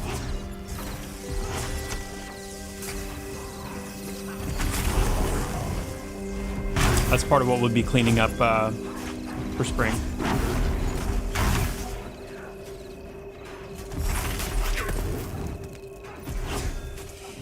Hey guys, after this kill, I need to take a quick AFK. When my wife came in just a little bit ago, she was letting me know that they're about to head out. I just want to go help them, want to help her get everything that she needs, and all three of our kids. So let's if we can, I need a quick AFK break. I don't need to leave literally right this second, but we should probably reposition somewhere where we're not going to get any wanderers until I get back.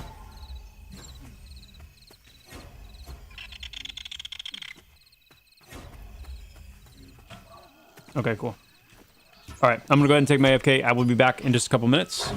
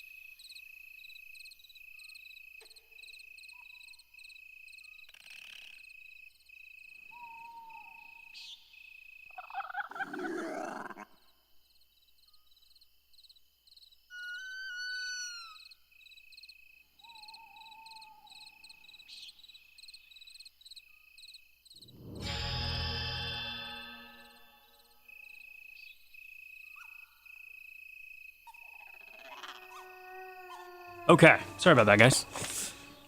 Took a little longer than I anticipated, but I am back. I am back. Okay.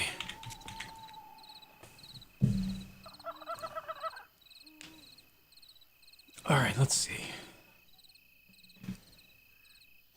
Was playing Dark Age of Camelot the other day. Have you seen the shield abilities that they had way back then? Was it a great example of making shields feel special? To be honest, it has been so long. I don't even know what shields looked like in the AOC, much less how they functioned in various abilities and things like that. So I don't know. I do not know. Will the Dire Lord have a DPS line and the Paladin a healing line with mastery? Yes.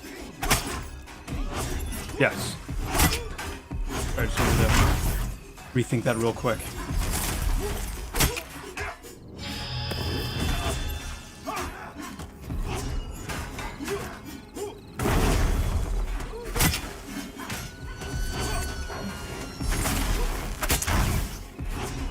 It's crazy that I stopped playing back at the wipe announcement and listening to the Pantheon music via Joppa is already giving me nostalgia.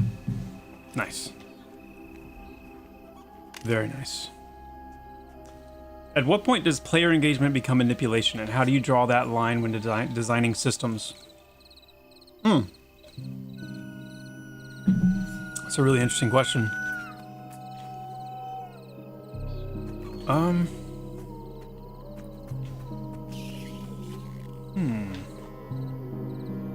I feel like if I was going to answer that, I would need to understand better, like,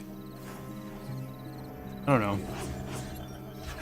Like, it feels like that question's coming from a specific place. Like, maybe that's something that you've had a lot of thoughts about, Bamboozler, and like, you've spent some time reflecting on, like, maybe you felt personally like something seemed more manipulative, like in a game that you've played or whatever. It'd be helpful to know if there's any like specific come from that you have. It's a very intriguing question, because I don't know, just like what my head filled with immediately was,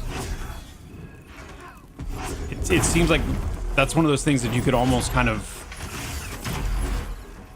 ascribe that to a lot of different things, like things that we wouldn't typically think of as like being on the more manipulative side. Like, for example, where my first thought went was like daily quests and how like yeah, see, I'm out of mana.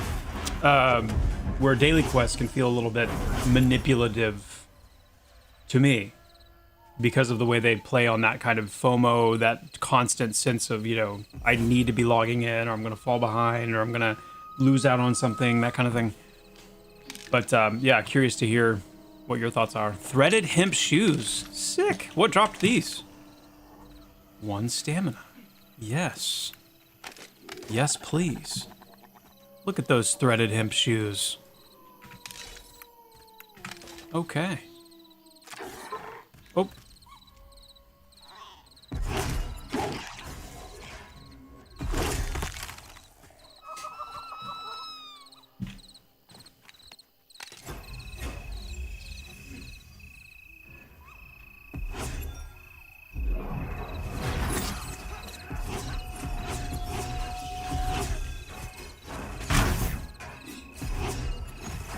T-Chief, yeah, no, I hear you on that. I hear you on the server stuff. And I agree.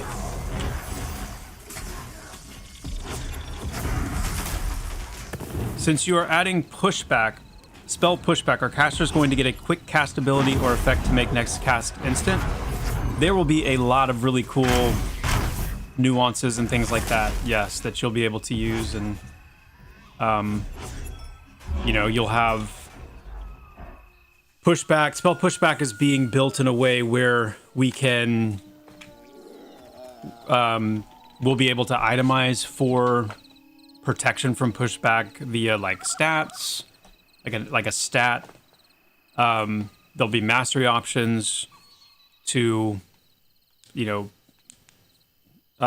give you protection from spell pushback overall, and then also like on an ability level.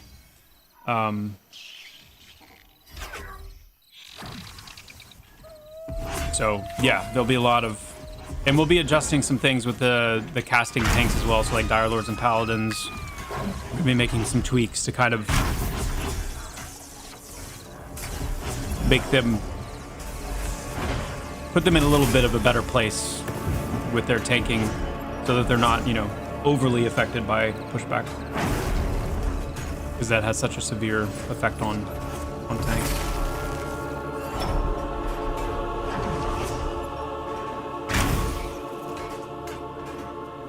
What do you mean by that, T-Chief?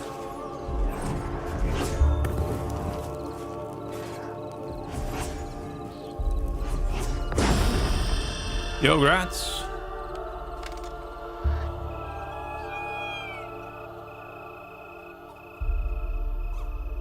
Yeah, innates, we do 100%.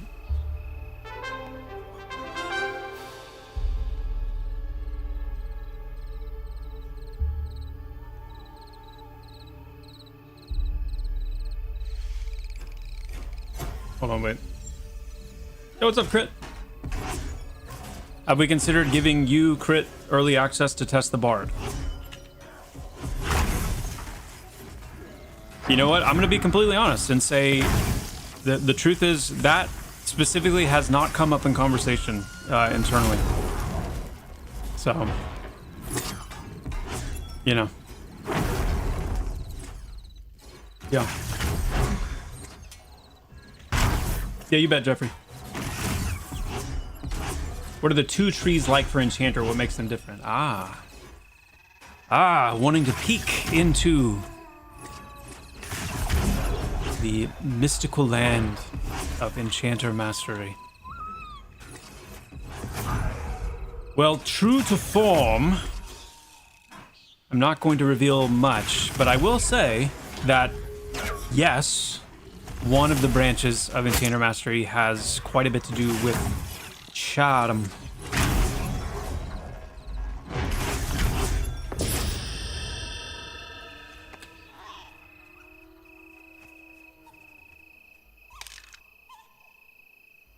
A small sack. Thank you. That was very thoughtful.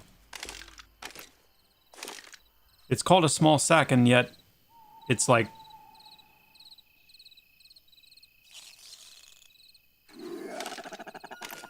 I mean, this is a great bag. It's an 8-slot bag. Interesting. Whistleblade.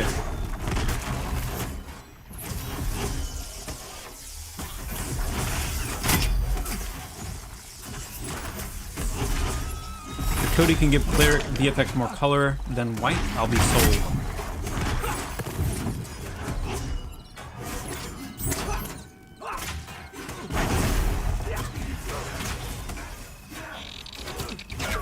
It's got a nice little bit of like some blue in there too.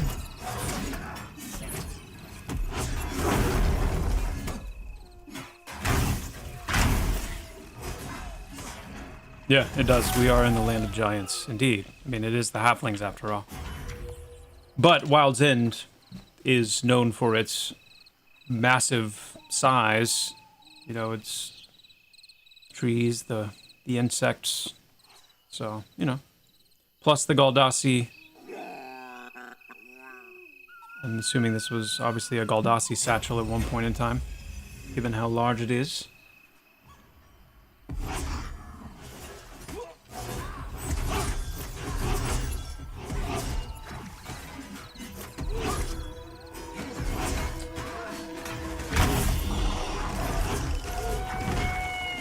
What question, tough guy?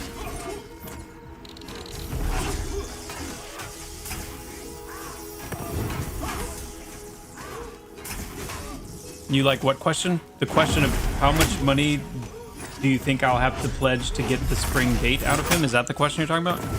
Because there is no amount of money that would accomplish that, my friend.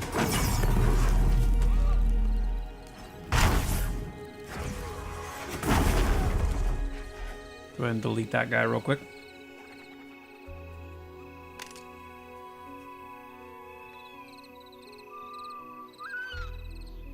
Papa Heals, yes. We will have a way to tell. We will have a command that'll tell you how long you've played a certain character, for sure.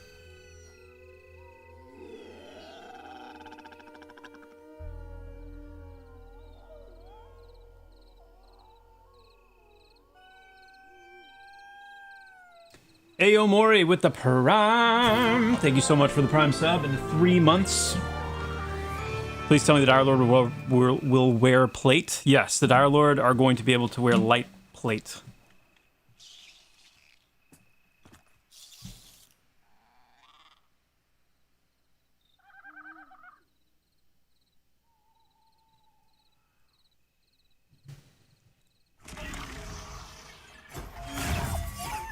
Once again, chat, you have let me let my buffs fall off, and that is absolutely unacceptable. I'm over here, you know, not having my 2 additional intellect or my HBAC, and you guys are just like, yeah, it's fine. Crazy.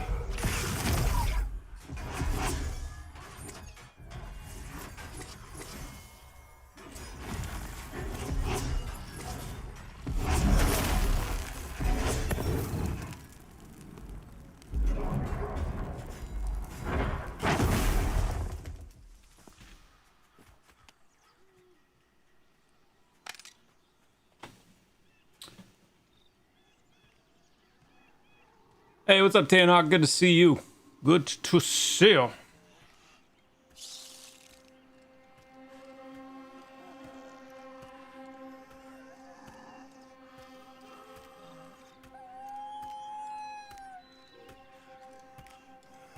The next message.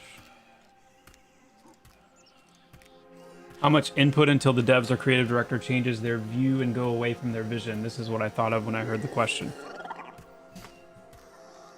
What question are you talking about, though?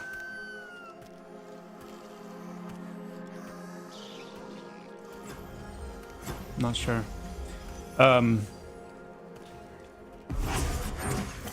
I mean, we've been getting input, heavy input for, I mean, ever since the project's been around. So, yeah, there shouldn't be like an abiding concern or anything that, you know, some critical mass of input is going to cause, you know, some crazy change that comes out of nowhere and like takes us off the rails or anything.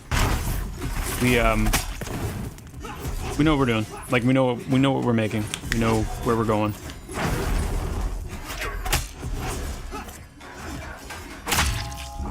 Specific input, like specific feedback and like focused feedback on, you know, different aspects of the game and the way things feel and like stuff like that. I mean, that obviously that's gold. Like that's stuff that we do need feedback, and one of the whole reasons why early access is so important, because games that have genuine early access phases are just better games when they finally launch, because you have all of this time to hear from players who are playing the game and giving feedback on what feels good and what doesn't. But it's more about tweaking and refining and improving within the framework, within the vision of what you're actually creating, more so than like these large scale sweeps, you know?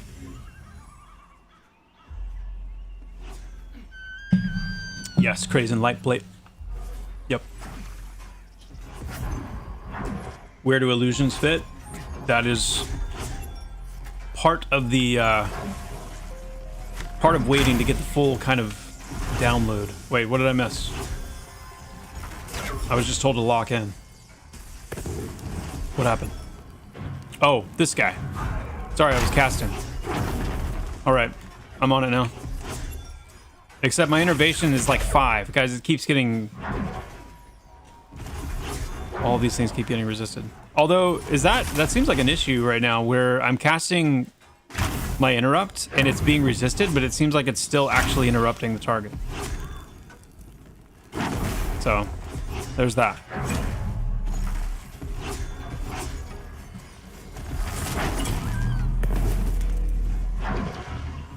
Yeah, I didn't get it off.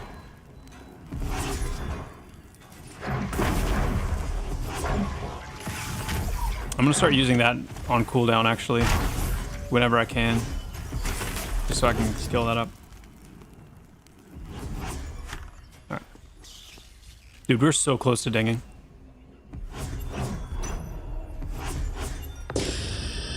Well, yes, we are very close. There it is. Level 10, ladies and gentlemen. Level 10.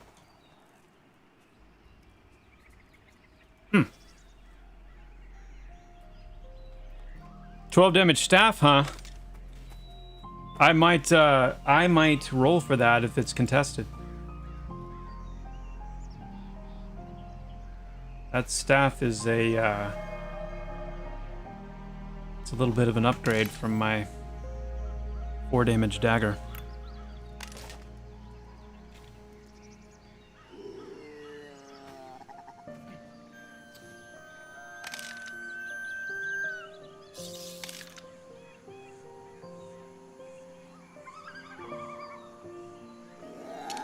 Thank you.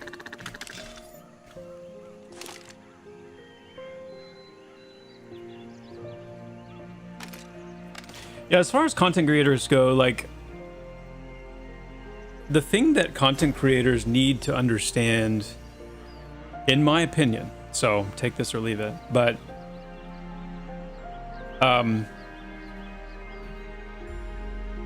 well, let me actually rephrase this. I feel like this is probably a bad way to, like, frame this. Yeah, we should probably, once everybody hits level 10, we'll run back and get spells and stuff.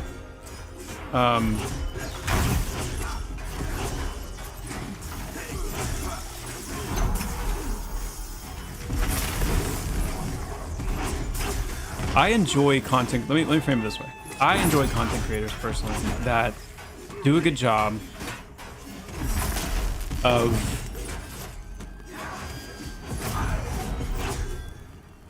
like how to put this.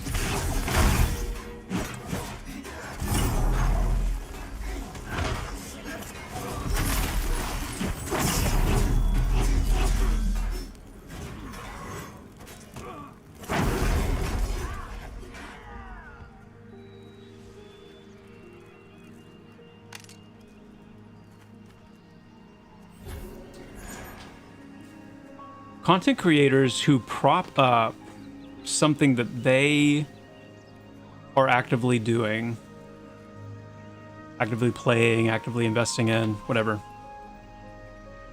and then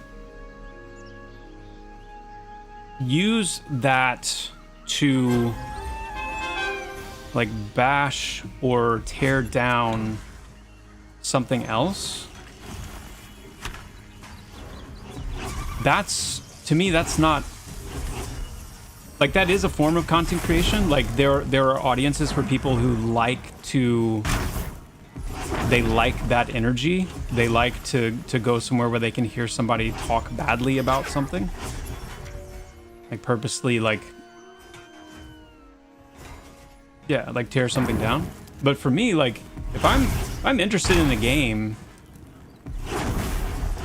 you know, whether it's deeply interested or just like tangentially interested, the last thing that I want to hear when I go to watch somebody is like them talk badly about something else. Like, I'm not there for that, you know? So it's just always a little weird to me and kind of off-putting. So I appreciate content creators who just you know, everybody who plays games, there are games that you play and games you don't play. And to spend time talking badly about games you don't play or don't want to play is just weird. But, you know, like I've said before, there are certain, you know, you gotta be, well, yeah, I'm not gonna go back into this because we had a whole huge conversation last time.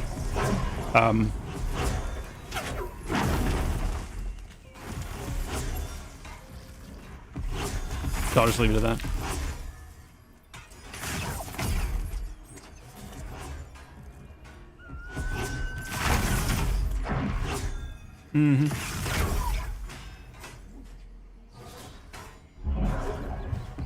Yo, The Wall, thank you so much for the Prime, my friend. The 5 months. That is awesome. Thank you, The Wall. Much appreciated. What's up, Creaky Doors? Good to see you. Lone Dog, good to see you as well.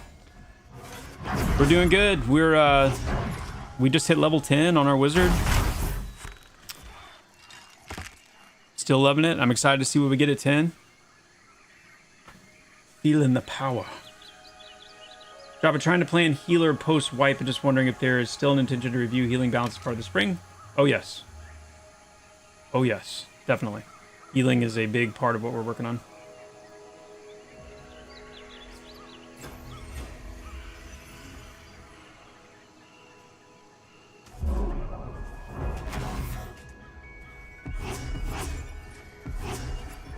Yes, indeed.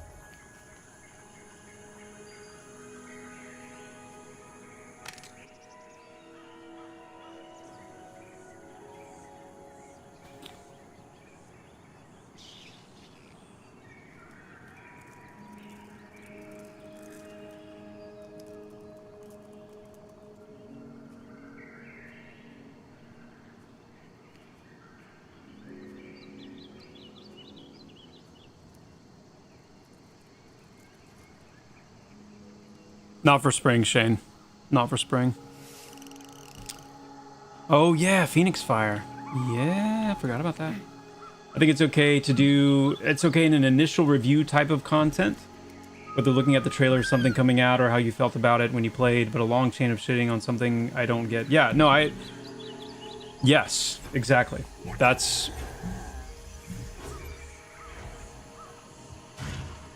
It's...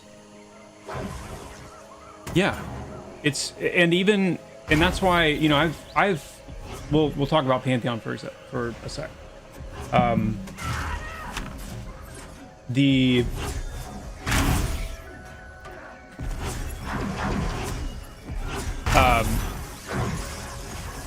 I've seen over the years, I've seen people play Pantheon and not like it. Okay, I gotta focus on, like, interrupting this guy, because if I'm in a big cast...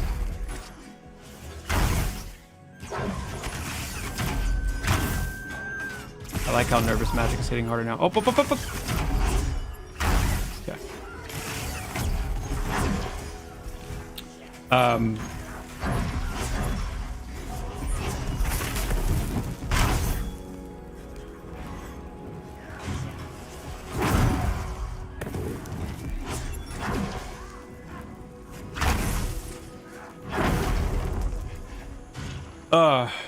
What was I saying? I've seen people, I mean, I've seen Asmongold, I've seen Lazy Peon, I've seen... Goodness, who else? I don't know.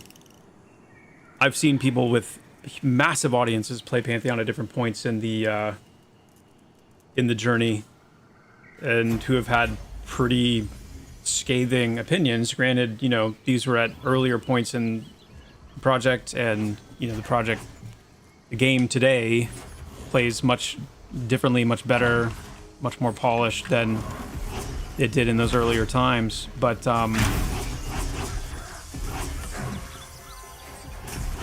of lock in here.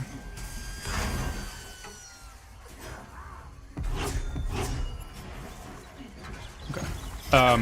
So I understood that feedback, and I understood that those criticisms, and I also carry an abiding sense that not everyone's going to like the game. But what I respected about those situations is that when you can tell when somebody has an agenda versus when somebody's just genuinely having an experience and responding to it. Because it's not something that continues to come up and continues to be mentioned. And that's what I find very telling when somebody's playing a game, their thoughts on Pantheon, and it's like, these are my thoughts on Pantheon. Be as critical as you want, you know? If you don't like the game, you don't like the game, that's fine. But when it keeps coming up, and regardless of the situation or the context, it seems like this constant invitation to be like, which, by the way, is something I really hate about Pantheon. Which, by the way, is something awful about Pantheon. Which, like, when it gets to be like that, that's when I start to think, huh, okay. Seems like there's maybe a little something more going on here than just you played the game and you didn't like it. So that's more what I'm getting at, is like, content creators, and again, I'm not going to rehash all this, but I feel like there's a responsibility that content creators have to some extent to know that they really do shape opinion, you know? And when you use that to, in those ways, I mean, obviously a lot of people do, but you have to understand that, like, that is a certain type of content creation, and it's one that I don't like.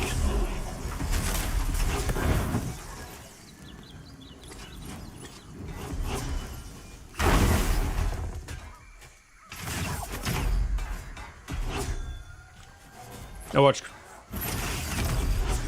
Criddle, yeah. His main complaint seemed to be that he felt VR didn't take criticism well.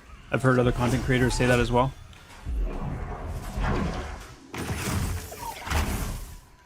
I mean... I think that's an interesting take. I feel like all we've really done on this project is wade through criticism from the very beginning.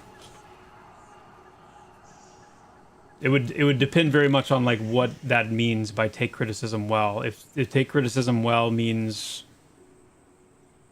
they don't do what I think they should do, I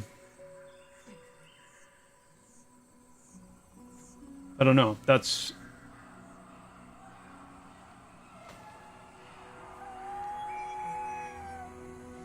I don't know if you would necessarily want to define that as not taking criticism well. You could define that in so many different ways, like not taking criticism well, like getting like angry or offended or upset when the game's criticized. You could define it as like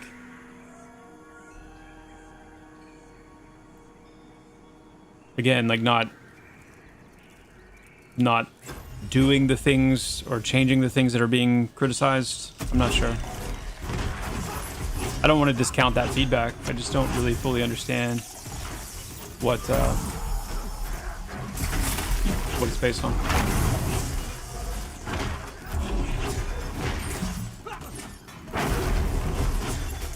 And that's the thing too, like no project's perfect. No team is perfect. And you know, sometimes it takes longer for the imperfections to be seen.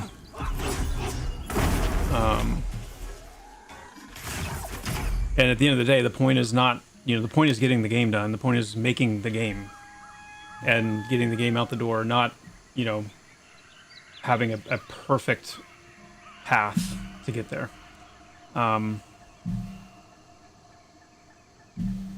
because we certainly don't. But at the end of the day, like, when people are playing Pantheon in 5 years, you know, how much is the path to getting the game out the door going to matter? Not saying it doesn't matter. I'm just saying, like, at the end of the day, we're doing our best. Doing our best. Making mistakes. Learning from them best we can. That's what it is.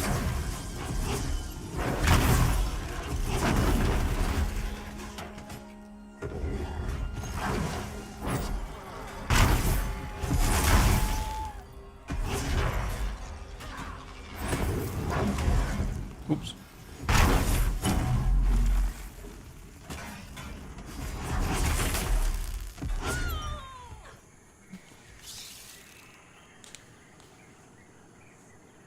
No, yeah, no, Pantheon is not perfect. I appreciate that, AK, but no, we're definitely not perfect. And never will be. Some of the imperfections are endearing in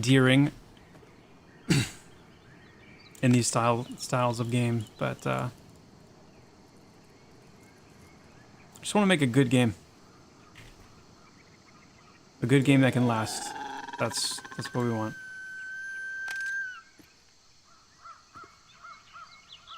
Were we gonna try and go by, or are we gonna wait?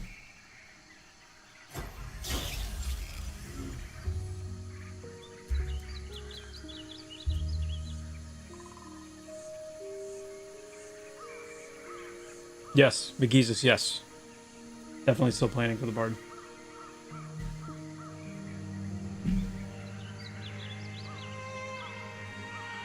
Yeah, Jeffrey. Nice. Good.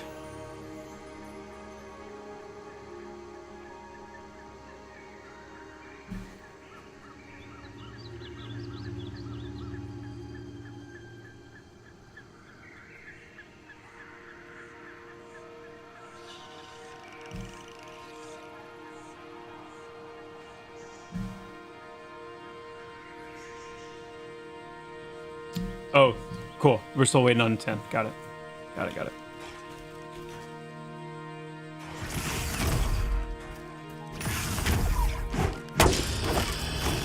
I remember the name Grogu.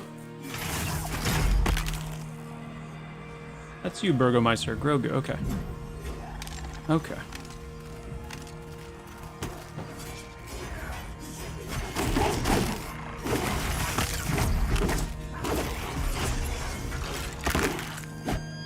Stave skill up here.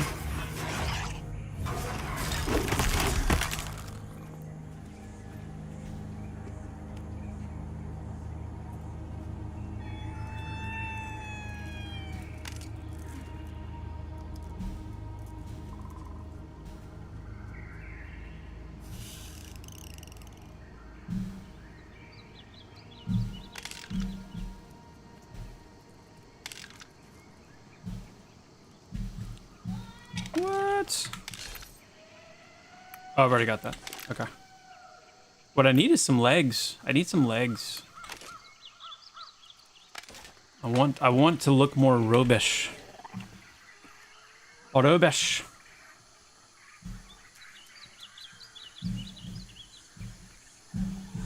Yeah. We'll wait till everybody's level 10 before we go.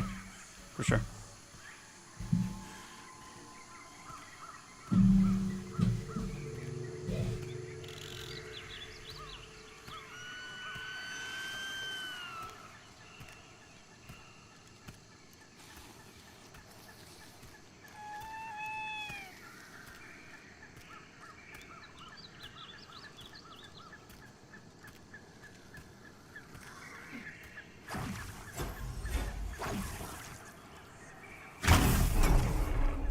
Lone Dog, yeah. Just saw your projecting comment. Yeah. Yeah.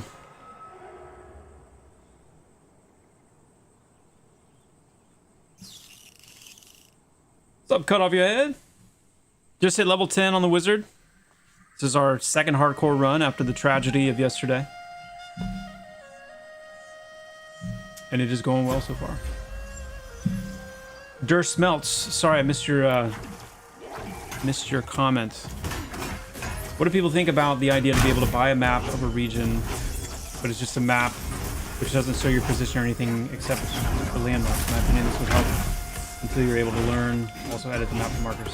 That's, I mean, that's similar to what we're planning on doing. Yeah. Mm-hmm.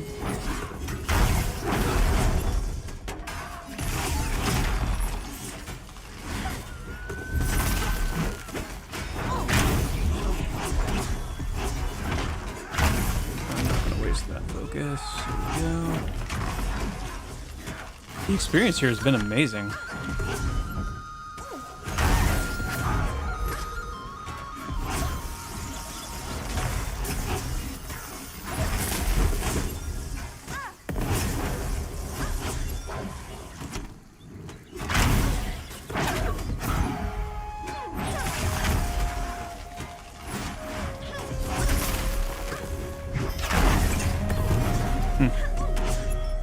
Still got a lot to kind of learn here with this rhythm, the focus, and these little recharge abilities.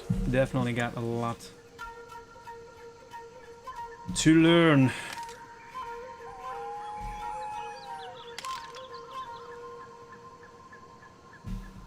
Yo! Got some pants. Sweet. Look at that. Oh, yes. Starting to look a little bit like a wizard now.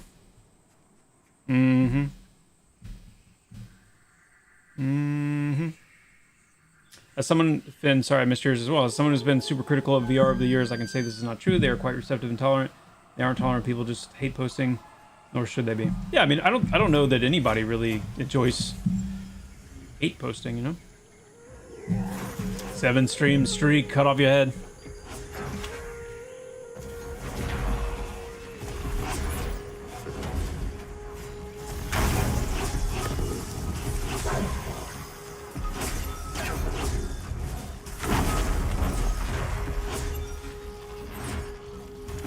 More rubbish.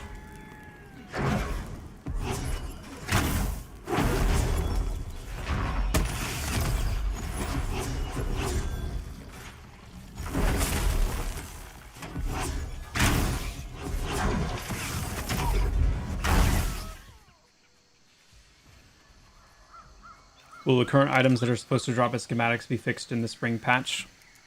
If they are not ready to be crafted at that point, then they should just be converted into drops until they are.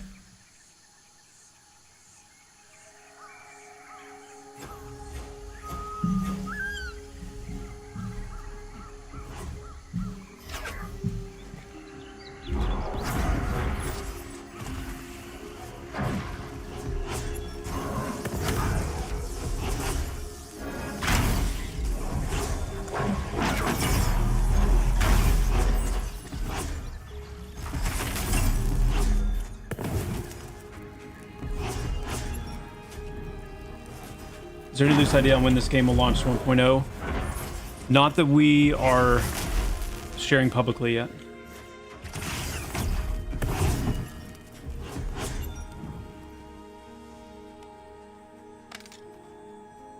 More rubbish.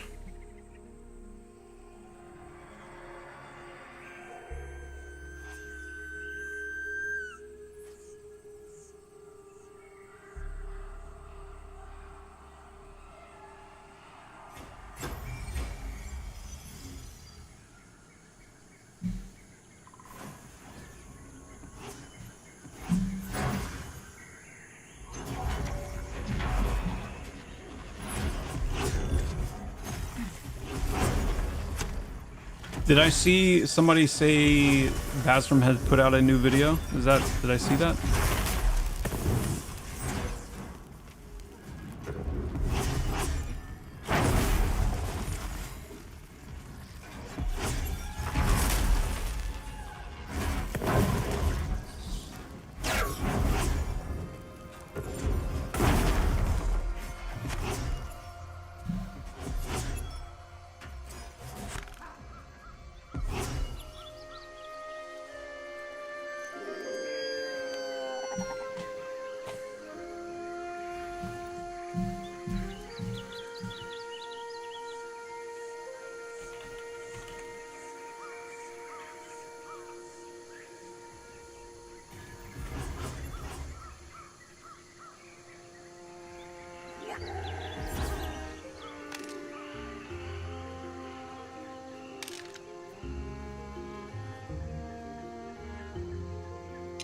What is this? Ah. Does that have a different graphic? Nope.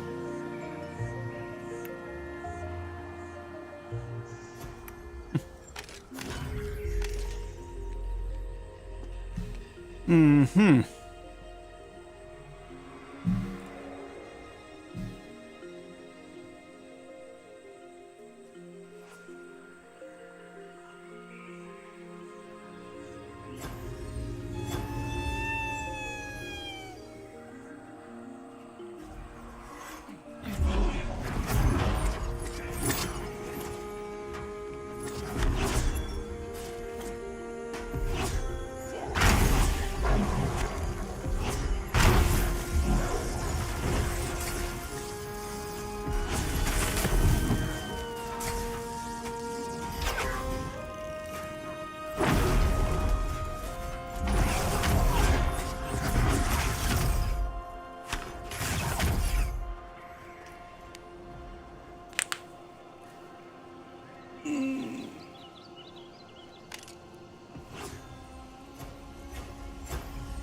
Yeah, I think it's, from what I can see, it seems like more a video just kind of talking about, I haven't watched it, but the title of it is why he had stopped covering Pantheon and what's next. So I don't know what the content is, but I do know that one of the reasons that he stopped was because of some of his own like projects that he wanted to work on. He was really excited about some, like, I can't remember, I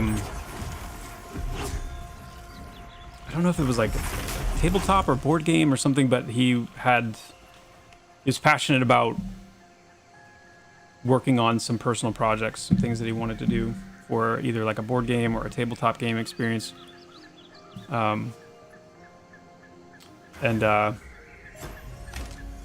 Projects like that take some time. So.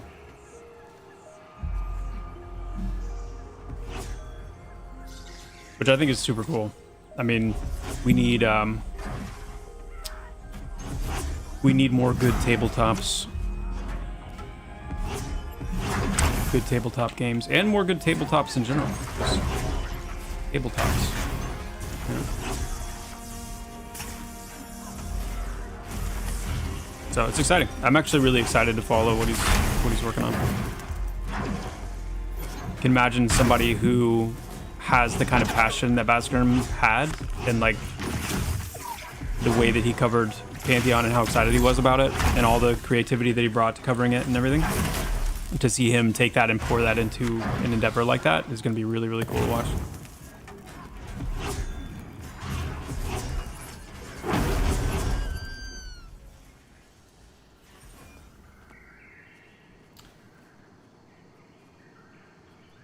Oh, that's cool. 100-year-old house, yeah? Wow.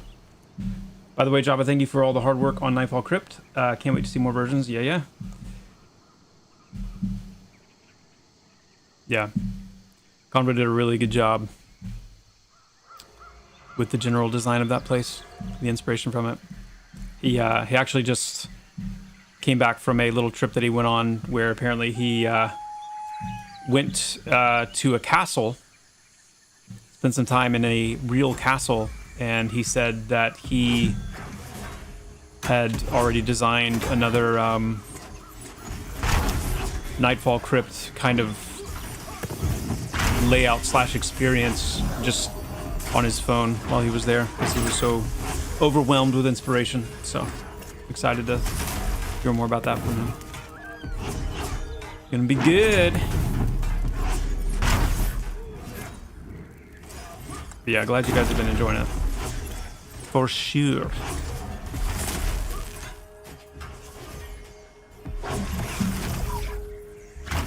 I drop any plans to further refine character models, particularly human models. Also, any concept art or art updates in the near future. I really like seeing those from your team also. Appreciate all the hard work. The Elkwell. Yes.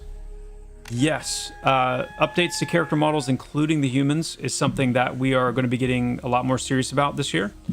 A lot more details on that soon enough, exactly what that means and what that's going to look like. But yes, we have plans to polish them, improve them. You know, we have the whole kind of customization side of things that we want to develop out a lot further.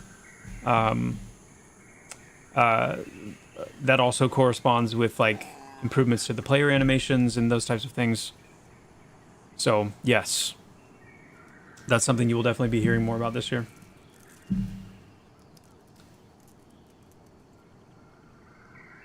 This is a wizard, Jaren. Yeah. What is up, by the way?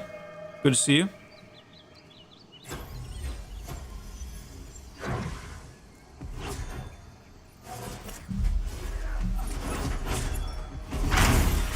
So items that give pluses to certain type of damage will have the percent displayed in the tooltips. Did I understand that right?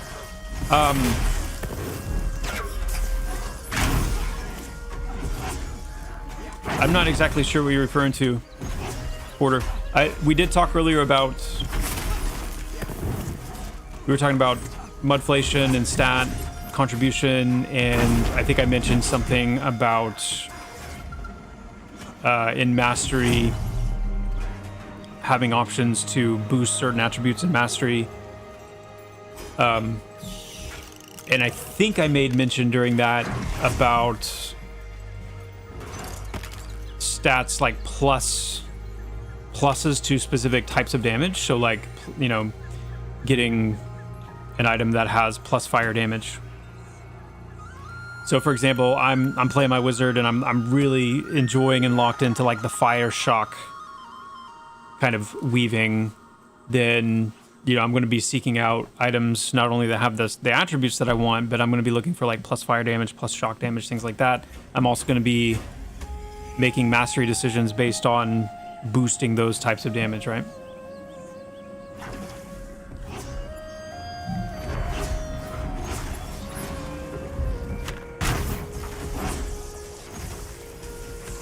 Today I read about the changing of Constitution and Charisma to Concentration and Presence. Will any of the races' base stats be changed because of this? There will be some changes to base stats for races, yes. Not just related to those changes, but also just in general. Because we're...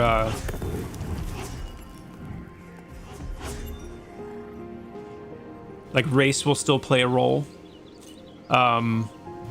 in your starting stat breakdown and whatnot, but class won't as much.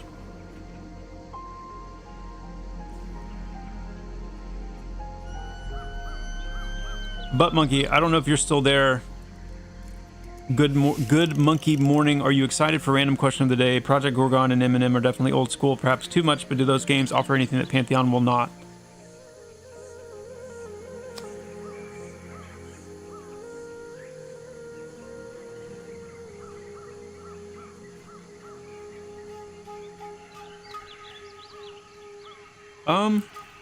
Well, speaking to Project Gorgon first, I would say yes, definitely, just because they have such a wide variety of systems and mechanics. Like, it's just so many different things that they will almost certainly have things that we don't have. Whether you would view those things as like offerings or noise, you know, signal to noise ratio type things, that's more like a person-to-person thing. So, but on the whole, I would say Project Gorgon definitely will, because they just have so many, there's a wide variety of systems and mechanics, and some that are just like really off the wall and unique and kind of crazy, which is part of what makes them cool.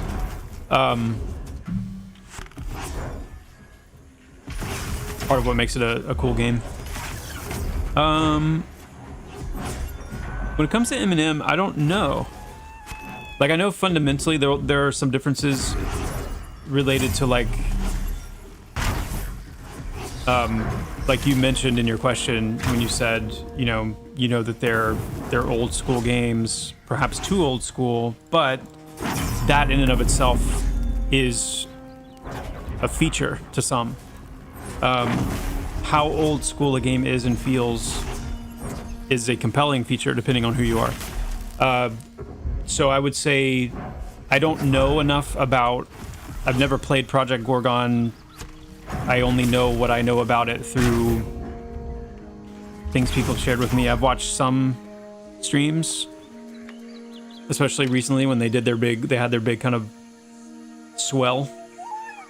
But I don't really know or understand the game well enough to speak to that. I'm kind of in a similar boat when it comes to Eminem. I think I know more about it just because it's much more adjacent to like EverQuest, and so I can infer a lot from that based on, you know, the footage I've seen and the conversations I've had. So I think in that regard, there is probably, if you were to play Pantheon and then play Eminem, I think you would definitely give the truest, like, old school, true classic old school form. You'd probably give Eminem the edge on that one. But it's one of those interesting things because, again, that's a feature to some, it's a flaw to others. You know, some people would count Pantheon as being flawed because it's not old school enough, and then vice versa. So beyond that, I'm not really sure. I don't know the feature list well enough to know if I would categorize something as like... Oh, whoops.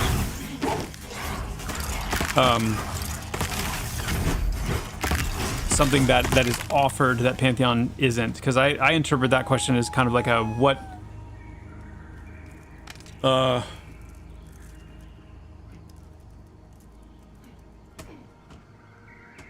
Yeah, like some kind of like a gap that another game... It's kind of like an omitted feature or some kind of like draw or X factor that...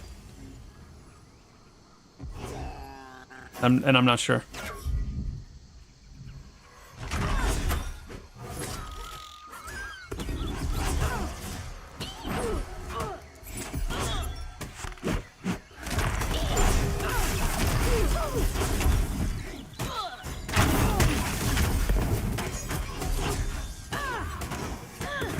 Goonie. Yes, halflings getting plus 25 to each stat. That's a very... it's a very reasonable, like, racial passive.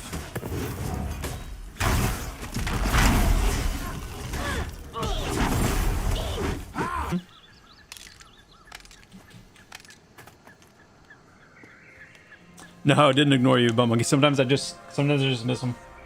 Definitely don't mean to ignore you. Anybody? Can elves get the GM kill command? Yeah, why not? Why not?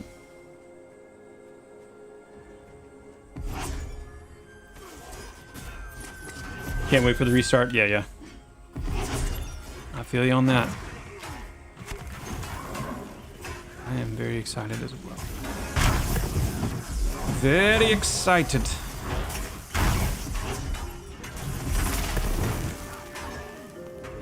Guys, we're like just a few bubbles away from being right where we left off with Deathless. That's crazy. We've done it. Turns out not dungeon crawling in the Goblin Caves, especially on a hardcore run, is... you know, who knew? Who knew that we might last a little bit longer not doing that?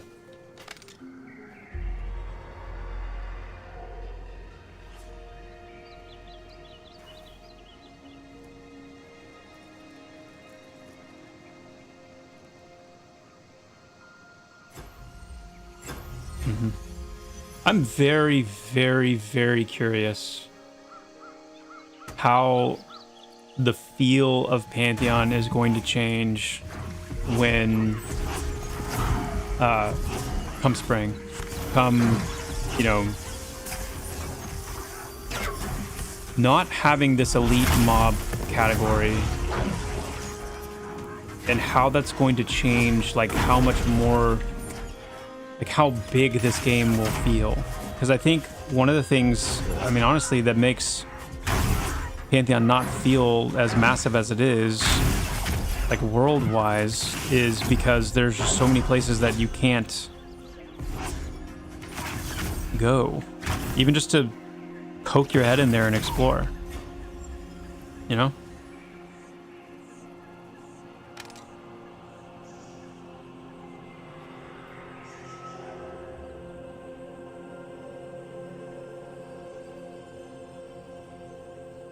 That's just going to change it so much.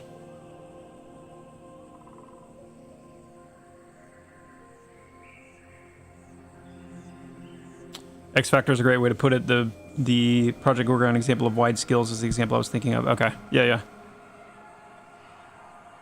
I did not play EQ, so I was wondering if there was anything you decided not to carry on.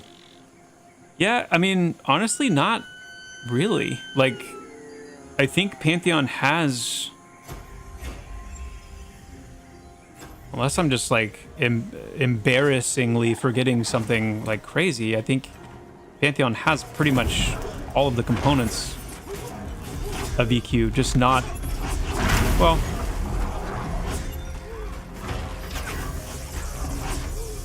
Yeah, I mean, just not in the same exact way, or to the same degree. I paused just thinking about, like, for some reason I was thinking of, like, spell scribing and then the memorization process. Like that, we don't have, like, a memorization process. So things like that, there are going to be some things that we didn't carry along, but I don't... Again, it's all so weird and, like, tricky to think about, is because, again, some people view those things as, like, valuable features. And I don't know how much of that's nostalgia. I don't know how much of that is legitimate. I just haven't thought about it. That specific example, anyway. But yeah, most of EQ is here, just with some tweaks. And tweaks specifically designed to kind of bridge that gap a little bit from, like, the true, like, classic core experience with all of its roughness, and a desire to see, like, modern gamers actually fall in love with the style of game again.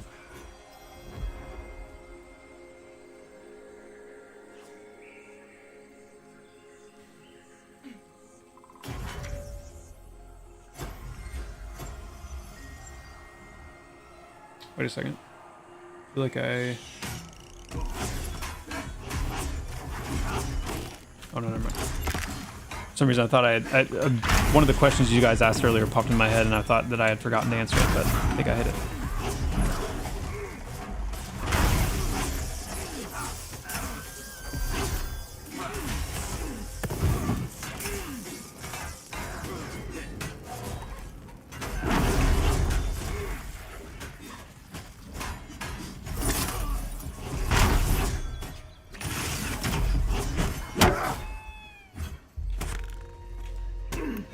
And we can definitely do... So, like, if we pulled our camera in a little bit, if we went, like, I don't know, something like 50 FOV or something like that. I personally like this FOV more. It does feel more like in the thick of it.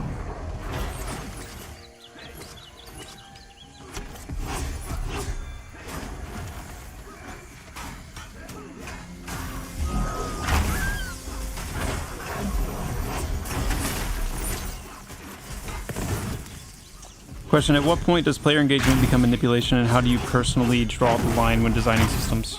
Yeah, Bamboozle, you asked that earlier, and I was really interested in that question, and I put it back to you to say, like, are you thinking of a specific example when you ask that? Would there be an example where you feel like a game has crossed that line? Because I feel like I'm floundering a little bit on,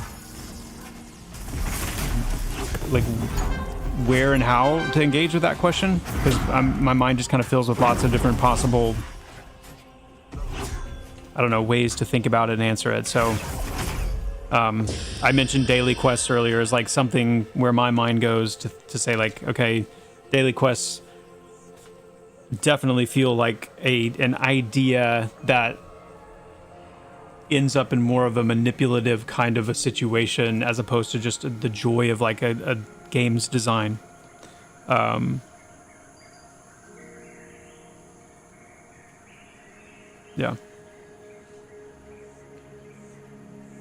But it would be good to hear what you think of. Yeah, hell levels, that's another thing.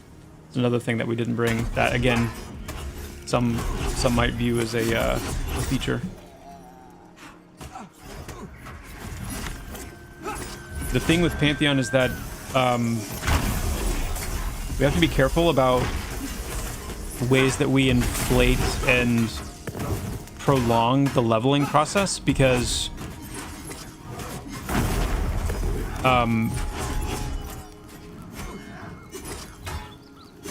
when you have something like the mastery system, which is such a vast system, and you think about the game's replayability and alts and things like that, and you think about how much time it's actually going to take to level a character and fill out all of these, you know, mastery aspects, then the longer that the base leveling takes, the longer all that's going to take. Now, do I personally mind hell levels? No, I don't mind hell levels. In fact, you know, depending on how I kind of twist around and what facet of them I'm looking at, I actually rather like hell levels just in certain ways. But it's one of those, in the holistic view, I don't think hell levels are needed to create like the true sense of like time and investment that it's going to take to, you know.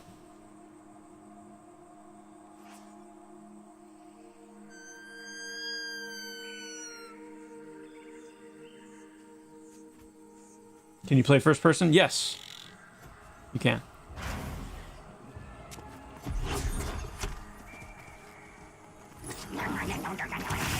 We don't have, like, it's not fully fleshed out yet, the first person camera, so being able to see things like your hands and, you know, the spells being cast and stuff, so we don't quite have everything. Oh, we've got a healer here, sorry. Gotta lock in.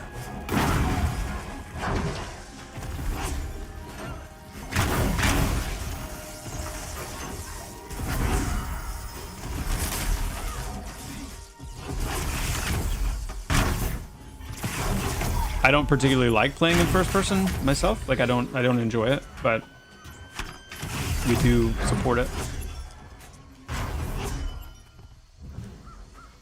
As I'm almost level 11, that's crazy.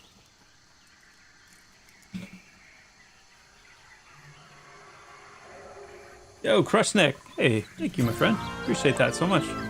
Thank you for the prime.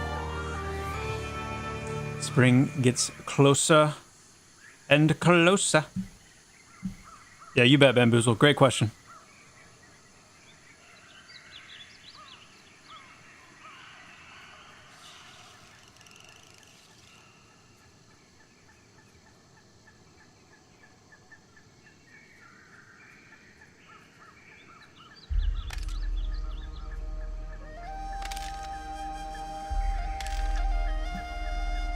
Ooh. Sorry, guys. My group chat reading is, you know, it could be better. We'll just say that.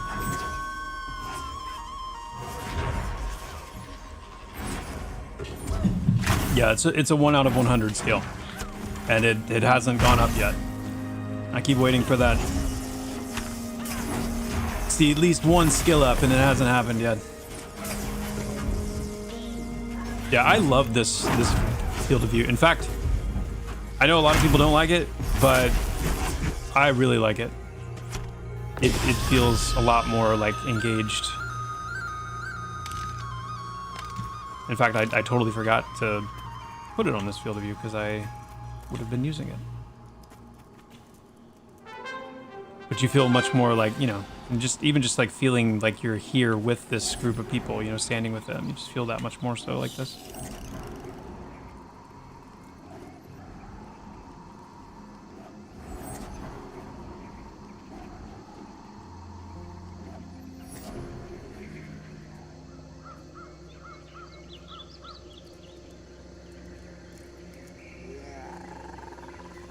I think the real magic of a successful MMORPG is making you feel like you're living another life in another living, breathing world. What that entails is up to the creators to achieve. It's not an easy goal. I think Pantheon's well on its way towards becoming that. Yeah, it is. It is getting there, and there are so many factors involved. Like, the work we're doing on Fairthale City right now. So, Fairthale City and our capital cities in general, like, once, and like I've said, you know, Fairthale is going to be the first, what am I trying to say, guys? Yeah, let's go ahead and head back, sorry. Fairthale City is going to be the first capital city, you know, that people are going to be able to access. And it is on a scale that is unlike anything really that is in the game right now. You know, you're talking a megalithic scaled POI. And what I mean by that is, again, like a city, like an actual city, a capital city. Yeah, it's vast. Like, it has to be. Doesn't have to be. I mean, you can have some, certainly they're smaller than others, but we have, of the ones that we have that are not small, Fairthale is one of them. And that alone, the fact that there is currently in the game not a massive scaled capital city is part of one of the ways that, you know, Pantheon is still lacking some of that world immersion. So as those things come online, and as, you know, as we really lean into and capture that lore and the racial identity and the world identity and all these things that come with these capitals, I think, Lone Dog, you're right. I think it is something that is a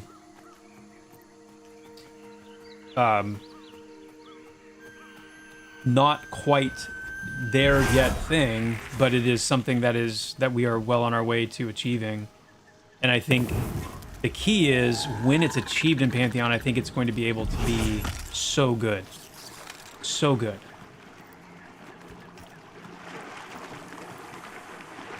The foundation that we're building on,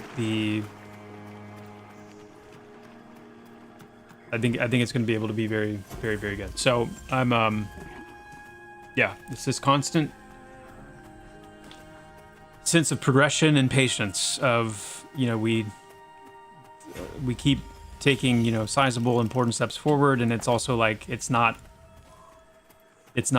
all yet, you know, we're still waiting on some really important things to be fully locked in and experienced. So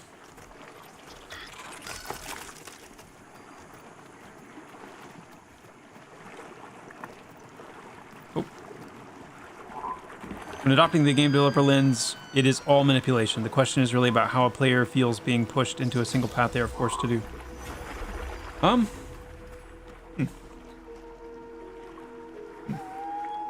Yo, Ro with the Prime.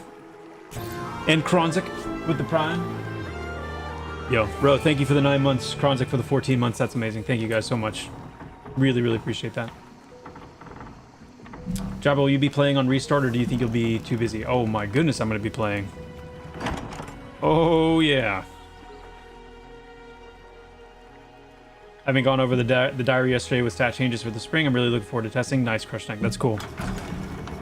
I'm very excited about the changes. I think it is going to...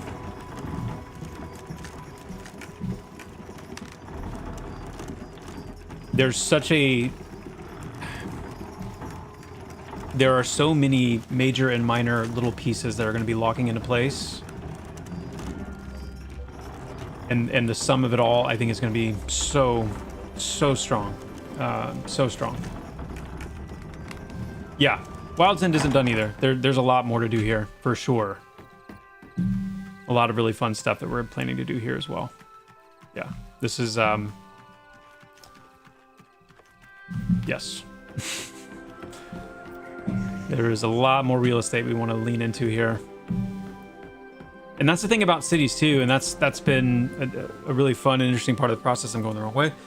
As part of what makes these cities in these games feel so massive is that they need lots of, like right now, Wild's End feels, it's a cool city. It needs some work and some of the composition and the lighting and the colors and various things, but like it's got the foundation of being a cool city.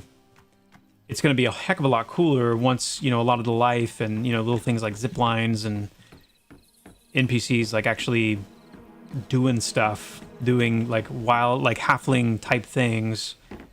But a lot of what makes these places feel vast and feel appropriate is that they have to have a lot of like incidental things as well. Like they have to be big enough to have little homes and nooks and crannies and places that run off the beaten path. And a lot of, you know, what we're doing with Fairtale right now is accounting for all that. Like you need, it's a lot. You need a lot of places to go, a lot of vendors, a lot of civilians, a lot of interesting little paths and offshoots and homes, and you know, all of the classes need, you know, we don't need like warriors and rangers and rogues and all of them being in like one little building, you know. There needs to be a whole like platform dedicated to rogues. There needs to be a whole platform dedicated to warriors, and like really building out those footprints. So that's going to make a huge difference for sure.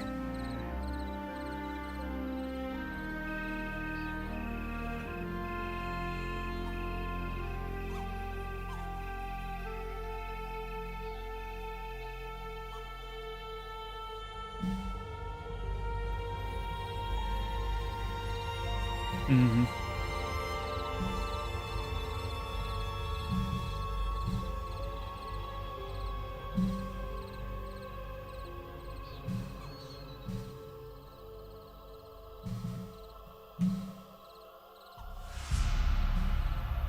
Yeah, I mean, there's always a balance, right? About, well, I mean, that's this is one of the places where I would give Eminem kudos in specifically in their art style, because and really more than their art style, really it's more about their, what's the word? Like if you go back and play EverQuest, there's a lot of empty space.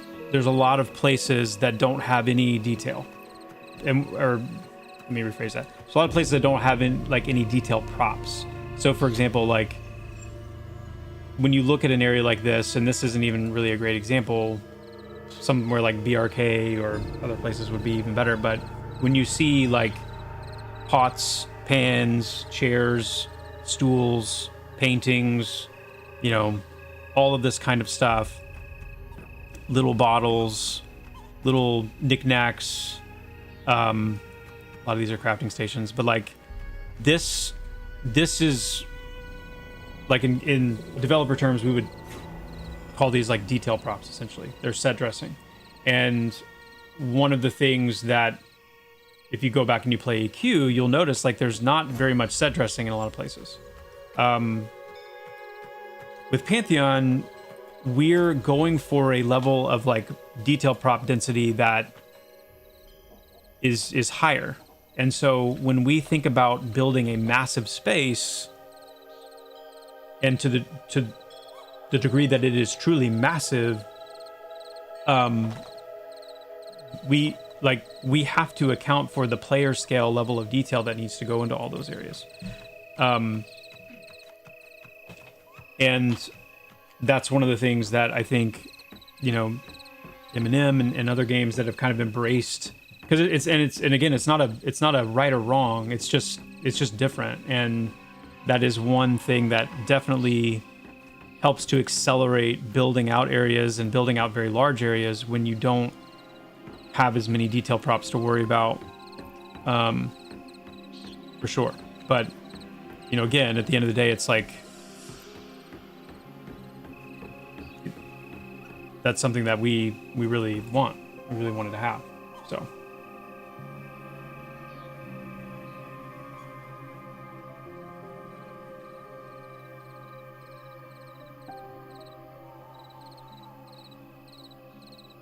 And then when it comes to like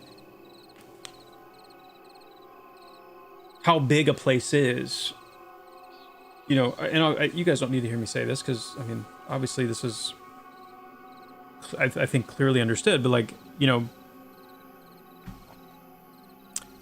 something being large, something being a massive space, isn't kind of the end in and of itself, right? Like,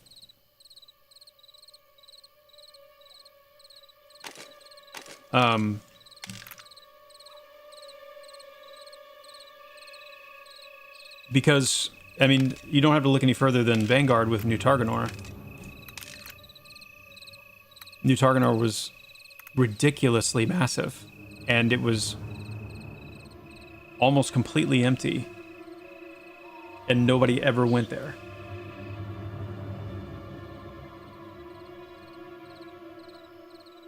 I mean, that's a little bit hyperbolic, but you know what I mean. Like, it was not like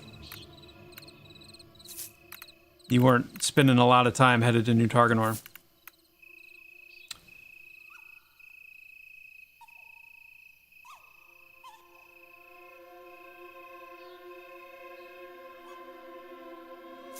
What is that? Spend a portion of your mana to combine all elemental weaving stacks into a... Oh, okay. Yeah. Huh.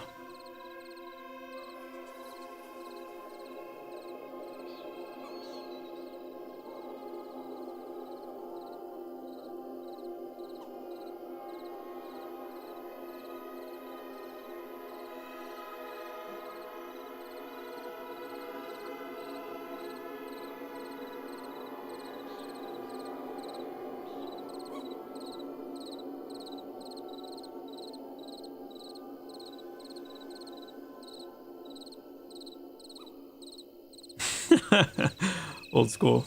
In EQ, you got an altar or a throne, and that was it, and you liked it. Yeah. Yeah. And no, too, like, what I mean when I say empty, I don't mean empty like empty of NPCs. I mean empty like... I mean, let's look at a screenshot. Hold on.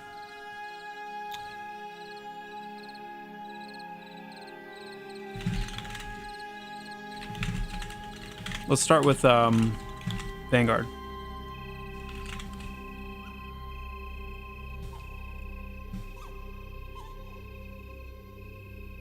If I can even find one. I feel like finding pictures of Vanguard is so...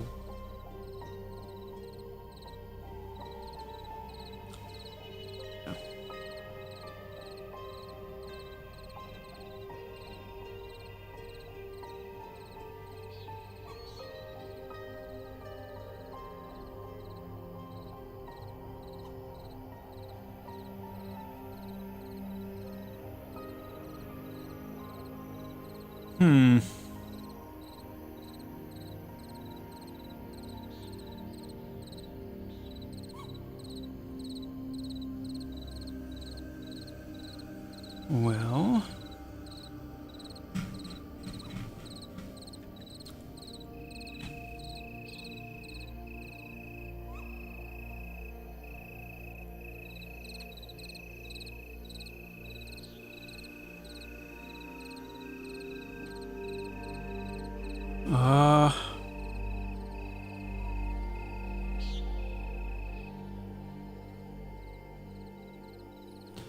Okay, well, scratch Vanguard. Let's go to EverQuest instead.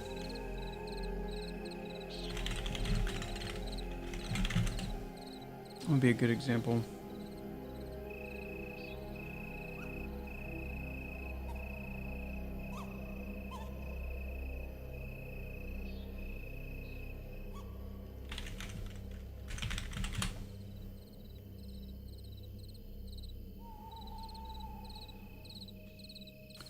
So maybe, I mean, if we take Blackborough, for example, right?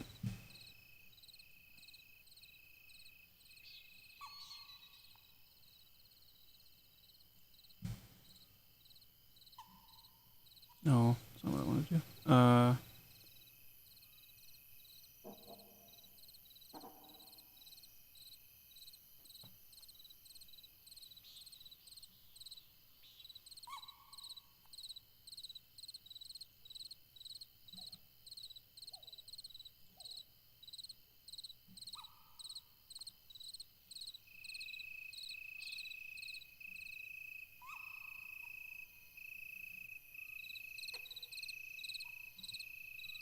Let's see.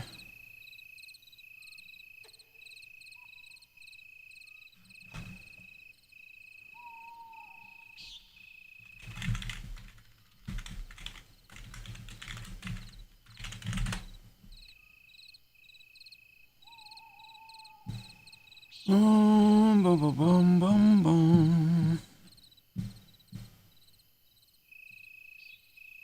Ba-da-da, do, do, do.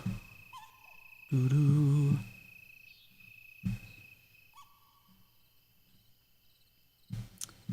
Bear with me.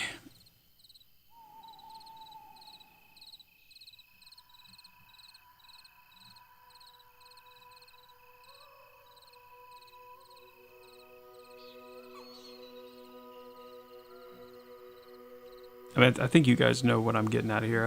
I'm being stubborn and wanting more images. More images.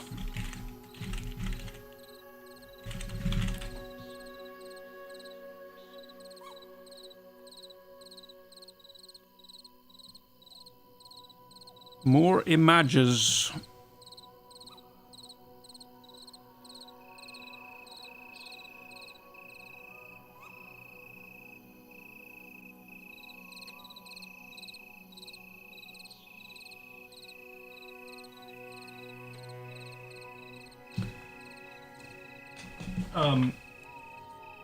What am I looking for? What am I doing? What I'm doing is I'm talking about this idea of like basically like prop density or like detail density in the world, and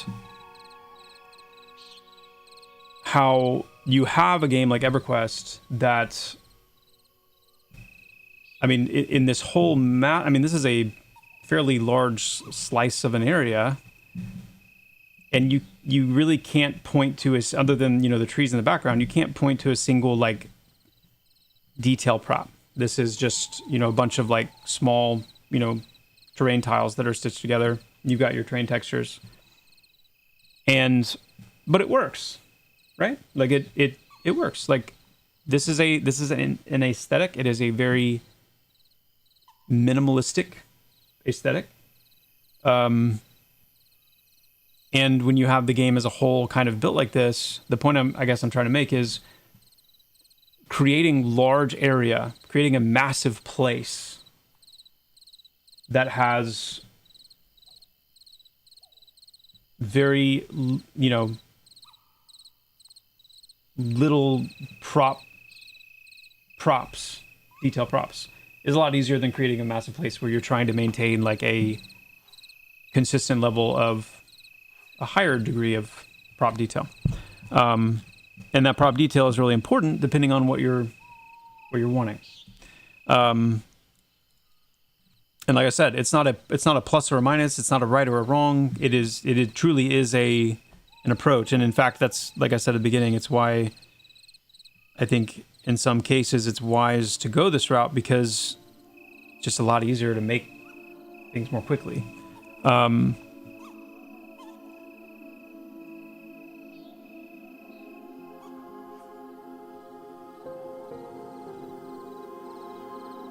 But I would just, anyway, without spending more time on this, I would encourage you to,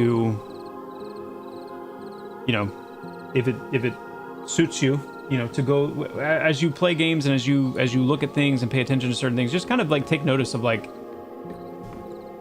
you know, for example, there's a reason why this particular platform probably stands out a little bit, because it just looks empty.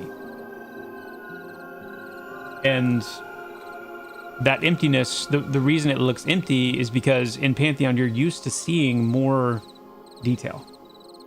But if the whole world was like this, where it was all just, you know, that detail was in the textures and in the mesh, the, you know, the major like meshes and structures, but you didn't have the detail, then that's one thing.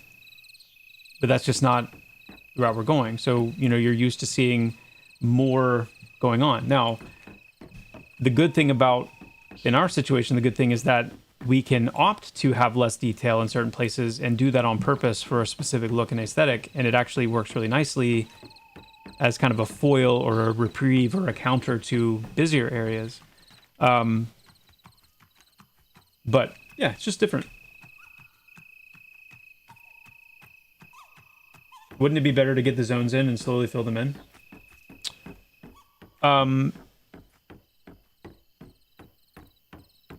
Not necessarily. It would definitely be faster to get more like landmass in to do it that way, but it wouldn't necessarily be better or ultimately faster in the long run. I've still got to fix the resolution on these things. They're like, what's going on there?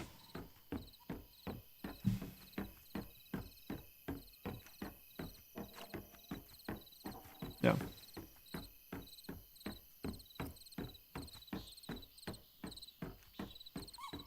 You can add prop detail in later. Yeah, I know. I keep hearing people talk about the gap in these like vine thatches, and I think we need to. I think we ultimately need to fill these in. I think it's okay to have like a few of these open, but there needs to be something that kind of like.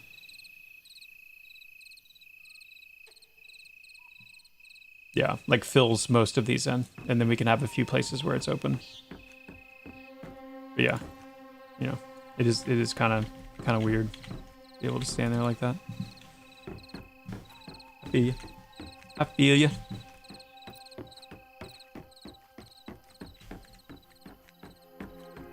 Mm-hmm. Oh, I think yeah, visibility. I'll say it again just to be very clear. I totally think there are people that are very okay and even like that aesthetic and that approach. It's not a bad approach. It is not even a comparison of like what's better or worse. It's just a statement of like the difference in the time and the process that it takes to do one way and do one another way. And the degree to which you do it.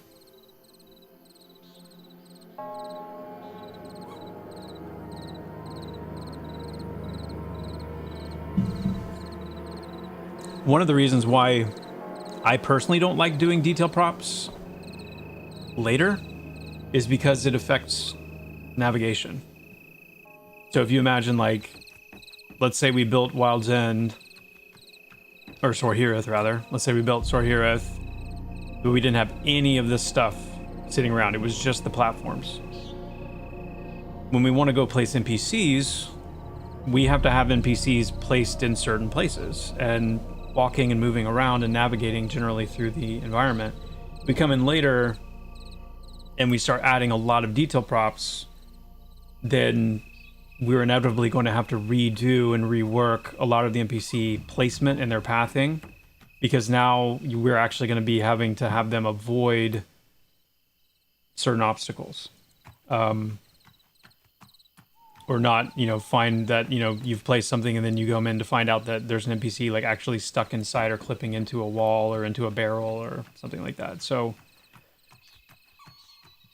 for our process, we like to do, which is like what we've been doing with Body of Takara, which is like we have the environment totally done. And I'm talking like trees, rocks, vines, plants, structures, whatever it is, and then we do our population, because that way we have the best, most complete canvas to know where NPCs need to be, how they can move, all that stuff.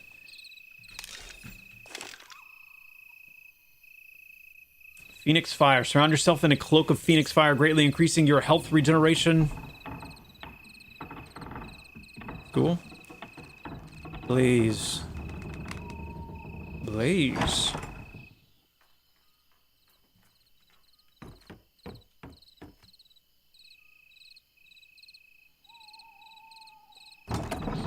Have I looked between my mattress for my beanie? I have not. That is one place I haven't looked.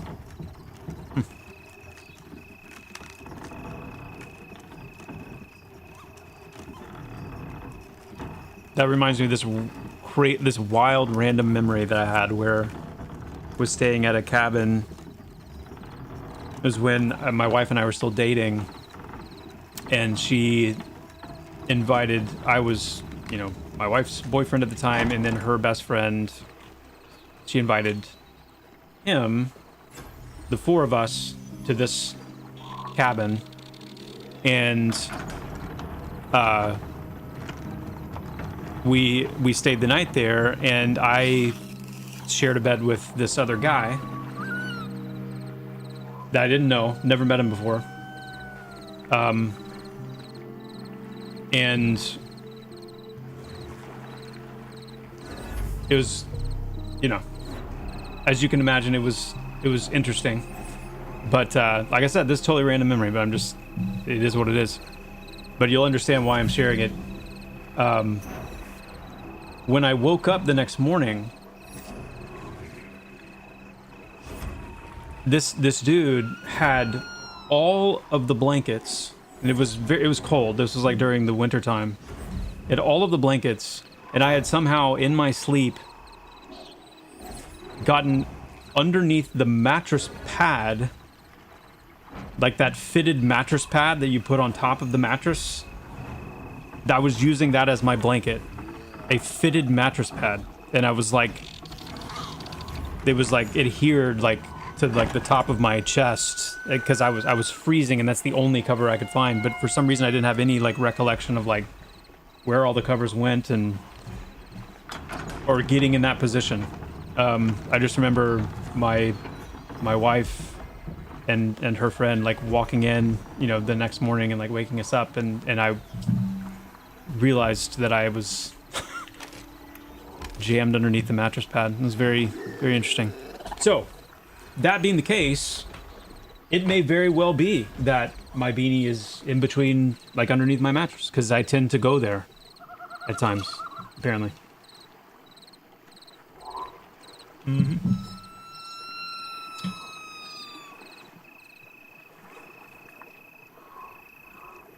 You hate deserts? Oh, I love deserts. I cannot wait until we work on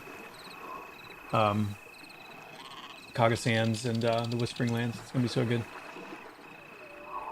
Yeah.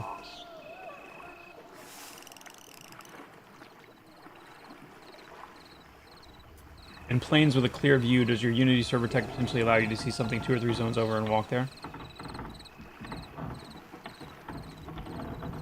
Yeah. I mean, that's a long way. I mean, especially if you think Silent Plains, like that's a big zone. But technically, yes. But it would require minimal fog, and it would also require the thing that we would be wanting you to see from that far away. Like, we'll need to do this on Rainfall, because in the Valley of the Watchmen, in the northern section of the Valley of the Watchmen, there's that massive volcano, and you need to be able to see that massive volcano from a ways away. But that massive volcano will be some kind of a billboarded, what do they call it?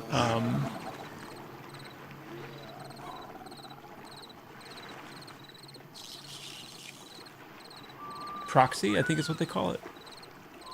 I think it's what they call it. So it'll be more that we will have specific things that allow you to do that. Yeah.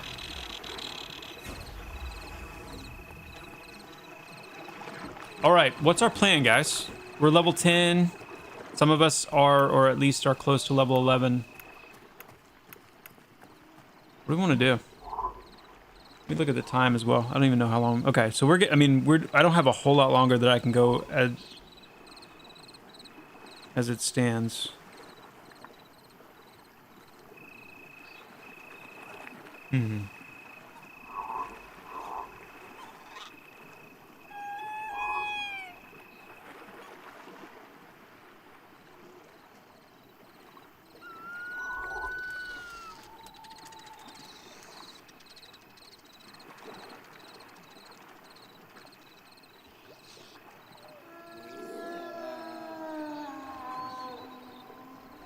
Yeah, Jaren. Yes, that's something we will fix soon.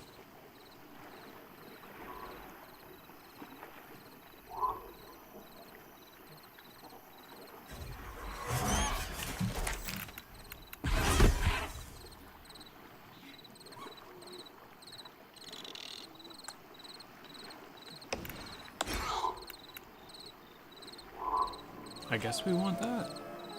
I haven't even used ball lightning yet. Let's take the cold spell off. Take this off, I guess.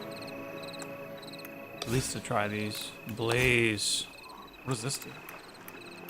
Channel a blaze of flaming energy that bombards your target with fire damage every second for up to 4 seconds. Each tick of damage restores mana. Oh, yes.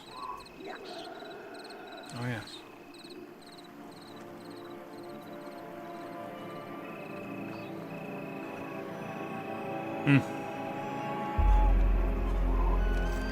So, I don't know. Let's try. How about we do this? Why don't we go, before we wrap, let's go to the ruins. And let's see what happens. You guys down for that? Is that a crazy idea?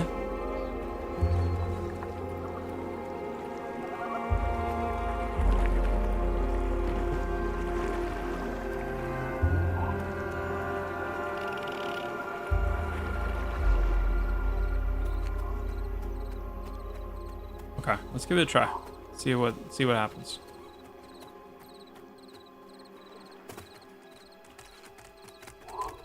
These aren't your normal gnomes. These are advanced gnomes.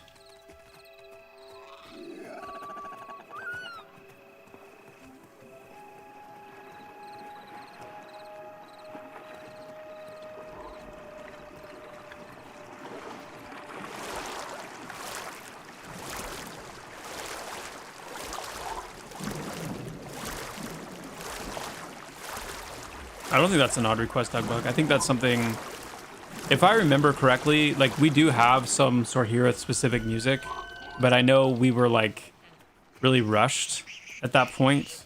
What is that? Oh, okay, the glow is interesting. So I know there were some aspects of the Sorhireth music that we didn't fully get in, and we haven't had a chance to circle back to that actually. So, but no, that's not. I definitely get where that's coming from.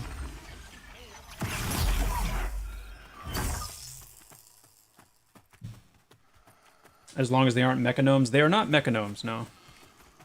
They're not mechanomes. They will absolutely have constructs, and they will make heavy use of constructs, but they themselves are not mechanomes.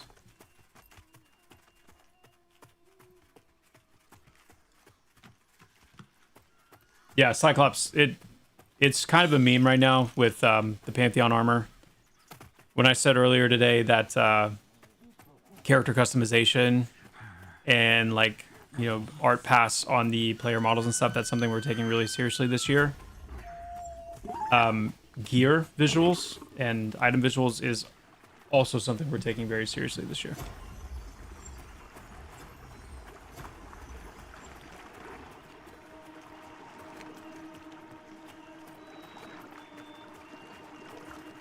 I'm not a fan of how like I've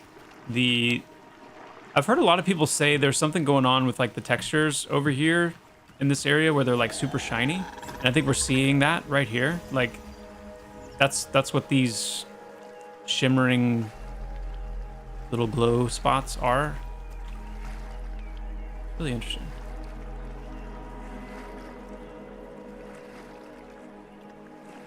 Yeah, take a look at that. Yeah, that's definitely super shiny. Love what you've done so far. Keep up the good work, my friend. Yo. Thanks, Cyclops. Appreciate that.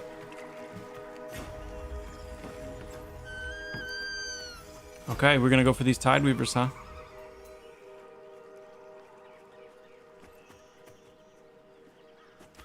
Let it be.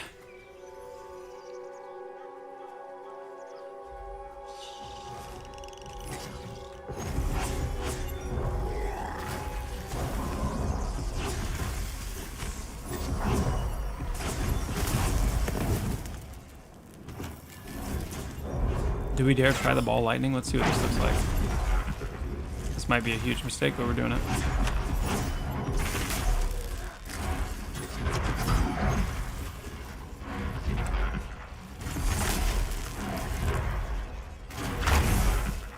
Oh, did it not bounce to that guy?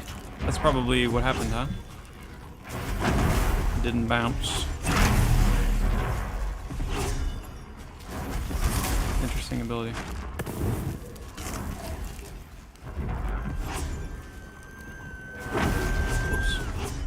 Alright, let's try this blaze thing. Let's see what this does. Hey! Okay. Dude, look at the mana. Wow. Okay. That's cool.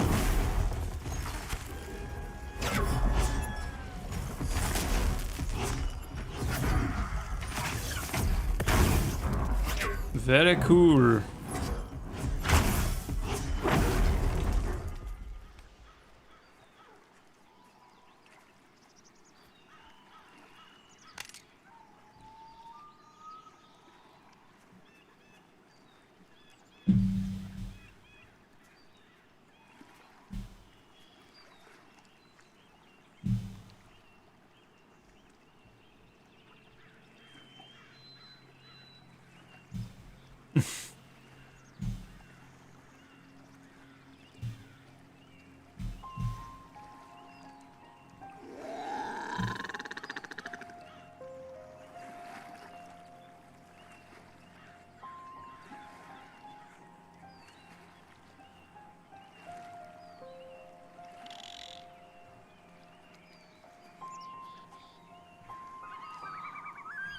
I need better names. Yeah.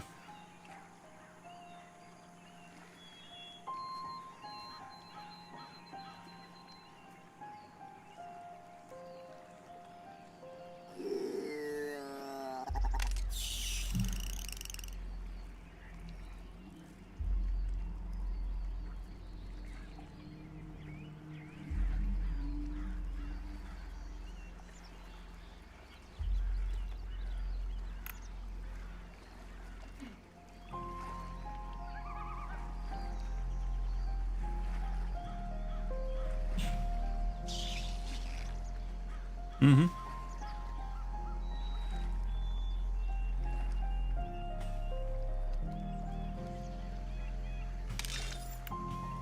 Oh, we're waiting for Loots to come back.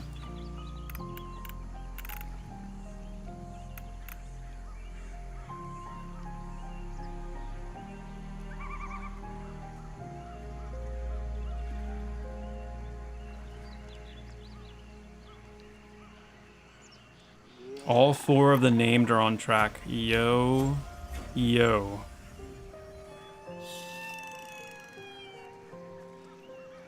Hmm.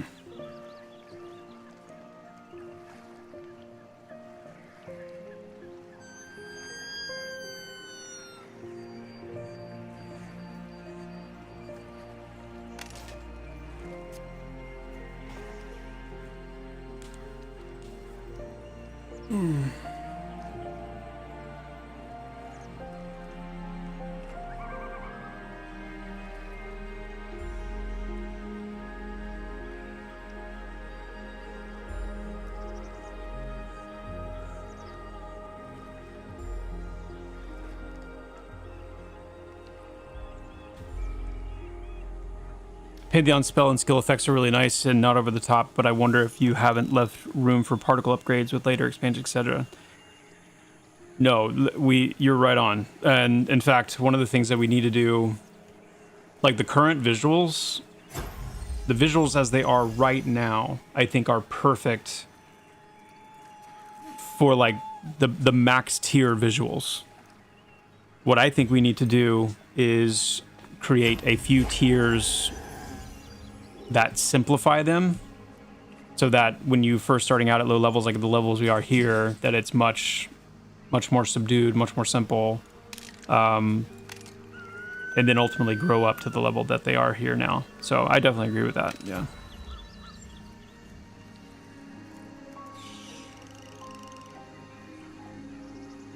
Mm-hmm.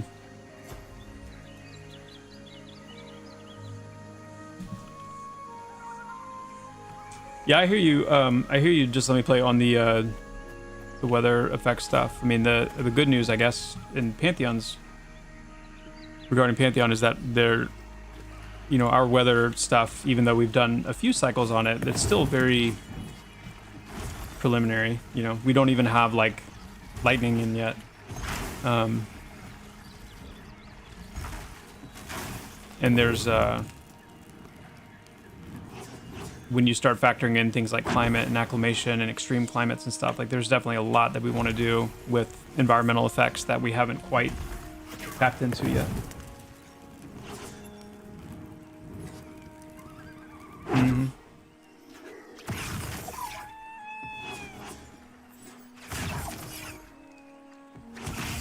Yeah, dust storms for sure. Ding!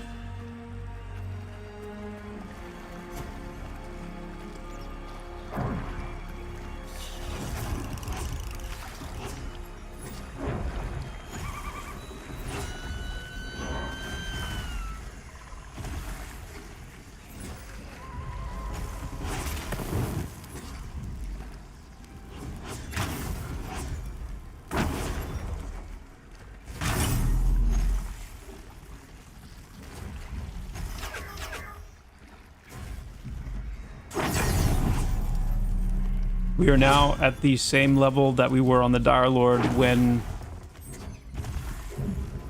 tragedy struck.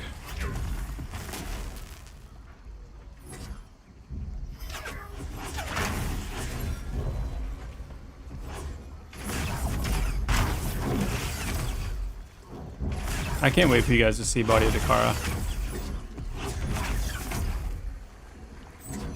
Like, it's so, you have to understand, like, it's so hard to have these conversations sometimes when I'm like, I know what you guys know. Like, I know what you have to look at, what you've experienced, what you play, what you've seen. You know, you've seen me play characters in these zones hundreds of times. Well, you've seen me play characters in these zones many times. You've seen, you know, other players. You yourselves have spent, you know, who knows how many hours total running around these zones yourselves. But to know, like, what's coming and to not be able to, like, incorporate that into the conversation is tough. It's tough. It's hard on me, guys. Like, you should... That should, like, weigh heavily on you. What I have to deal with not being able to talk about things. You know?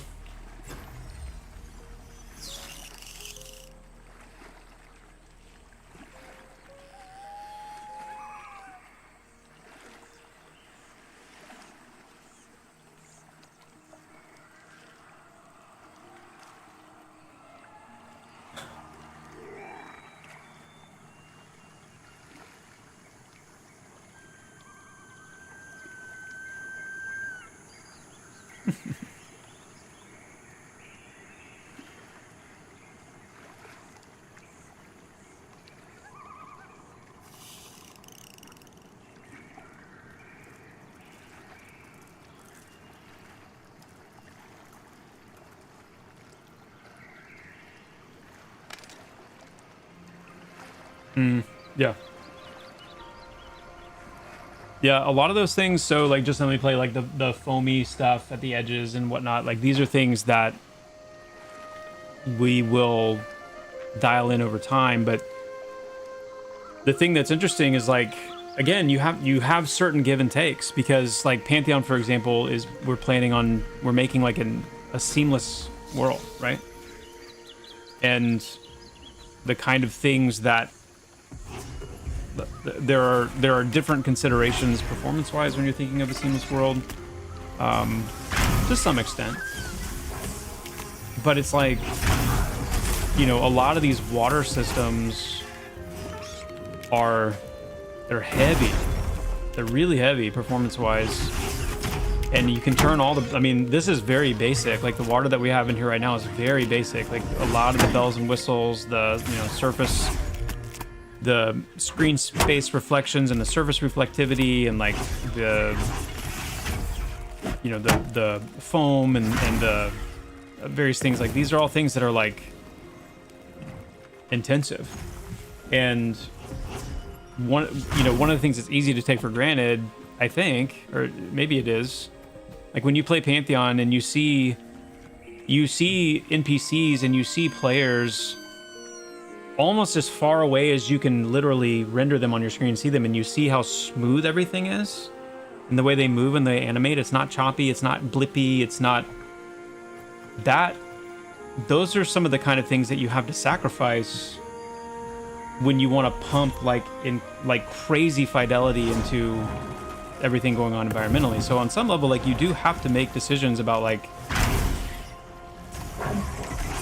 when is the water good enough? When is the weather good enough? When are these things? And I'm not saying we're there yet, but I'm just saying, like, it is a process of kind of, because we could go through and like bump everything up and make everything just look, you know, as good as it could possibly be, but then it's like performance is going to take a major hit. So it's better, and well, I shouldn't say it's better. Our process is to take it step by step. And so anytime we do something visually, anytime we like kind of bump up the throttle or, you know, allow this or allow that, we always do it very slowly to make sure that the overall game performance isn't taking a hit. But all that being said, like, yeah, there's still quite a few bells and whistles to come. What am I missing? Oh, invite. Sorry. That's like the way that they've gotten my attention now. It's to jump in my face. It's good. It works.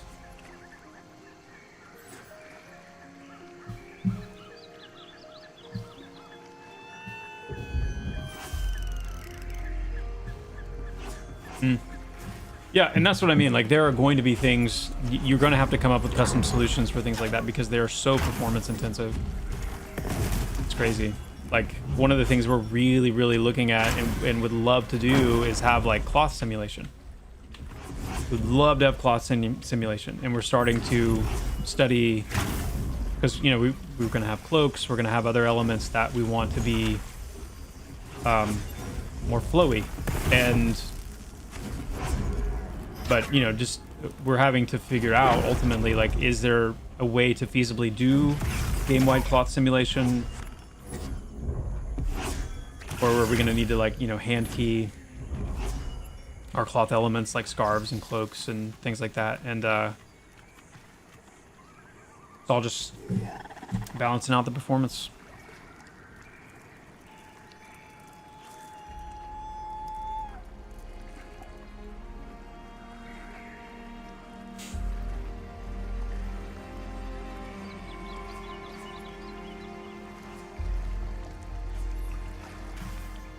But I guarantee you, once we get to the point where our shaders are in and we've fully finished the lighting and we've done our polish pass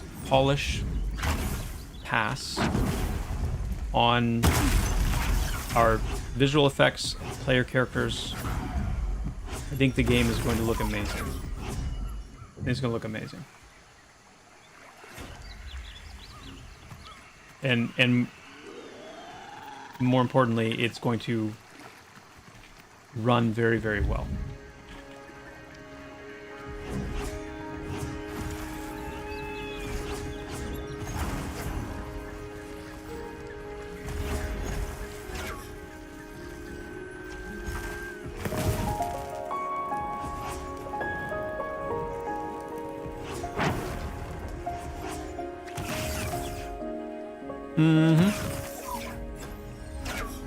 And it's going to be open world seamless, which is going to be so cool. So cool.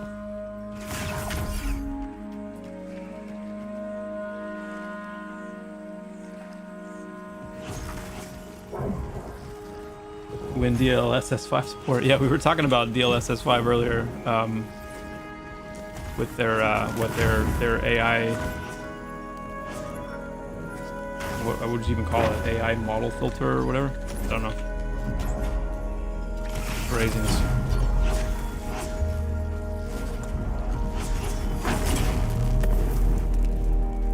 I do think, I mean, I think AI like frame gen is kind of cool. Like, I think that's an interesting and cool use of it to like boost performance by generating frames or whatever. I mean, I think that's really cool. I've not experienced it working well for me personally, but If they can actually make things like that that work well and genuinely boost performance, like, that'd be kind of cool. But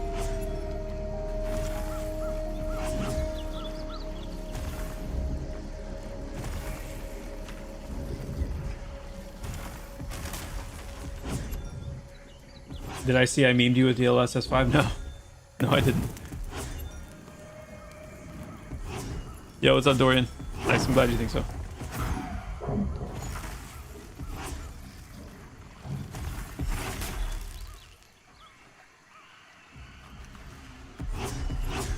You despise AI frame gen? Why?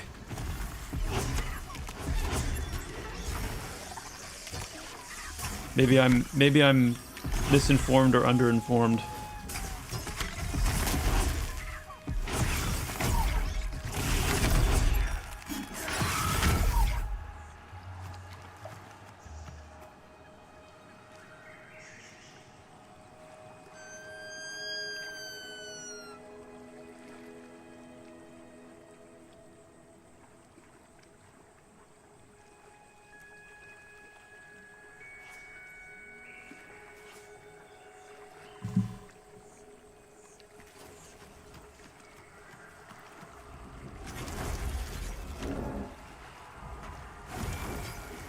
Frame gen creates lag.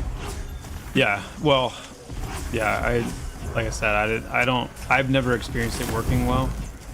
I just think that concept is cool. If they can, like, get it actually working in a way that doesn't hurt your performance,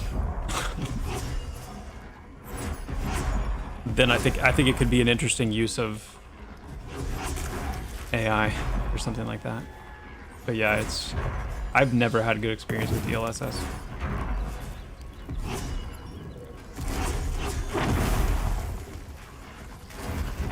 Or frame gen.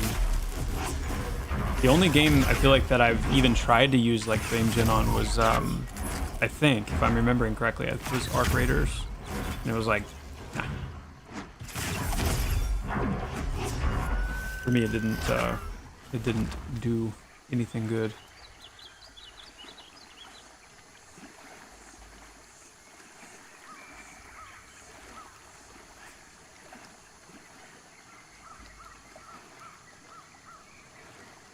Isn't that there witchcraft creating my frames? That's right.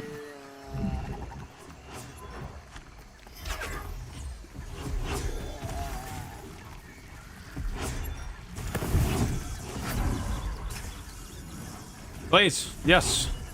Sorry. I need to use Blaze. Ready for the boom boom? Yes! That's cool.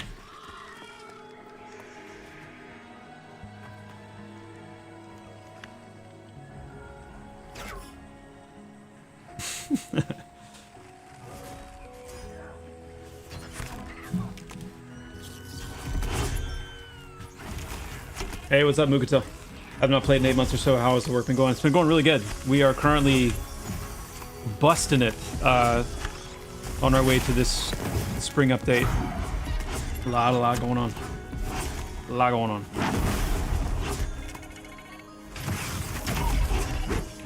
Skill up here a little bit.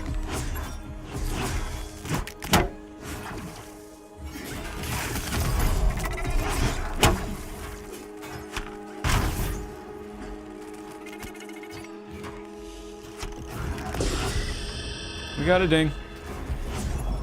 Good at.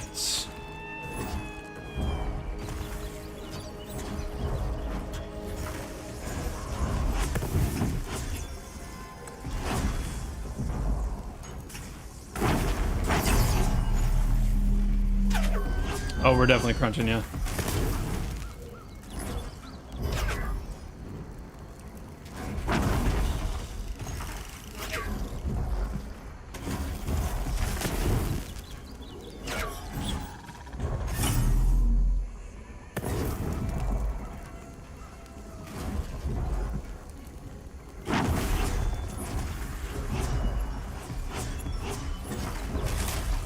Yeah, well, let me be careful when I say that, because there's crunching and then there's like crunching, and we are not crunching like hard.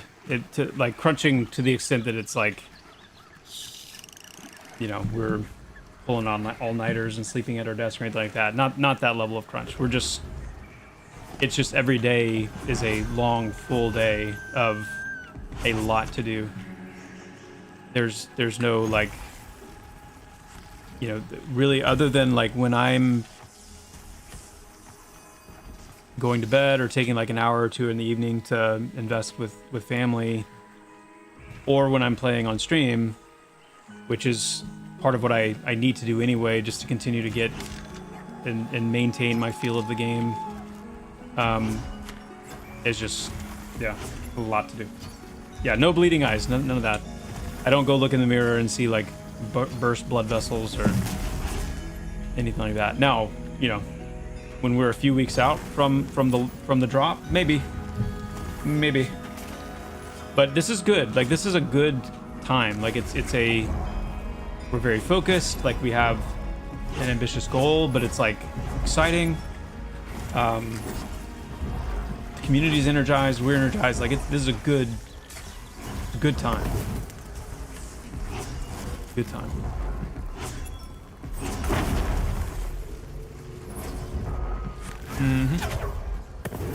Oh yeah, let me use that thing. Hold on. I don't have 10 stacks anymore, but let's see what this feels like.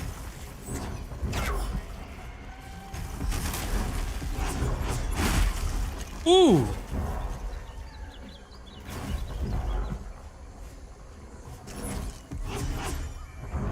That was really cool.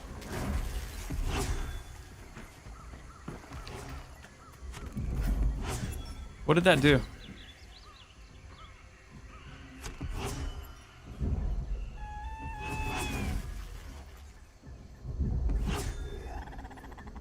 $107 damage.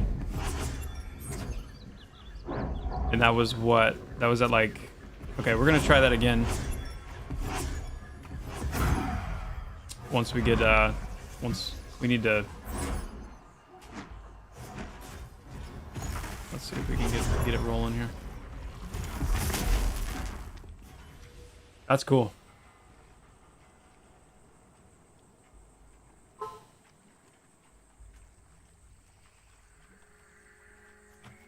Oh, you know what, guys?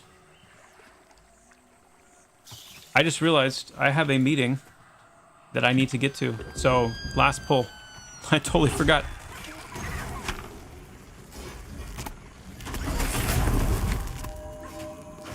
I just got a nice little notification. Like, this is a very important and exciting mastery meeting.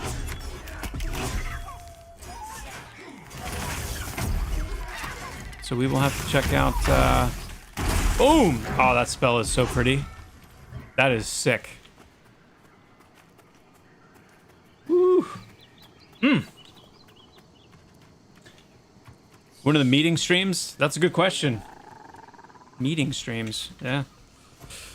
Well, guys, I hate to, just suddenly run, but I do need to go. Thank you so much for being here today. Awesome discussions, awesome chats.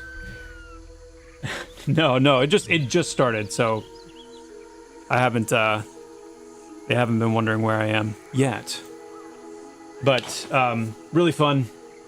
Thanks so much for being here, guys. We'll be back soon. As always, I'll let you know if we end up doing an extra run this week. If not, I'll for sure see you again on Monday. But until then, until we meet again, my friends. Oh, great group, by the way. Thank you guys, as always, for being super chill and patient with my distractedness. But guys, truly, thanks so much for being here. Thanks for all the good chat, good vibes. Until I see you again, my friends, take care. Adios.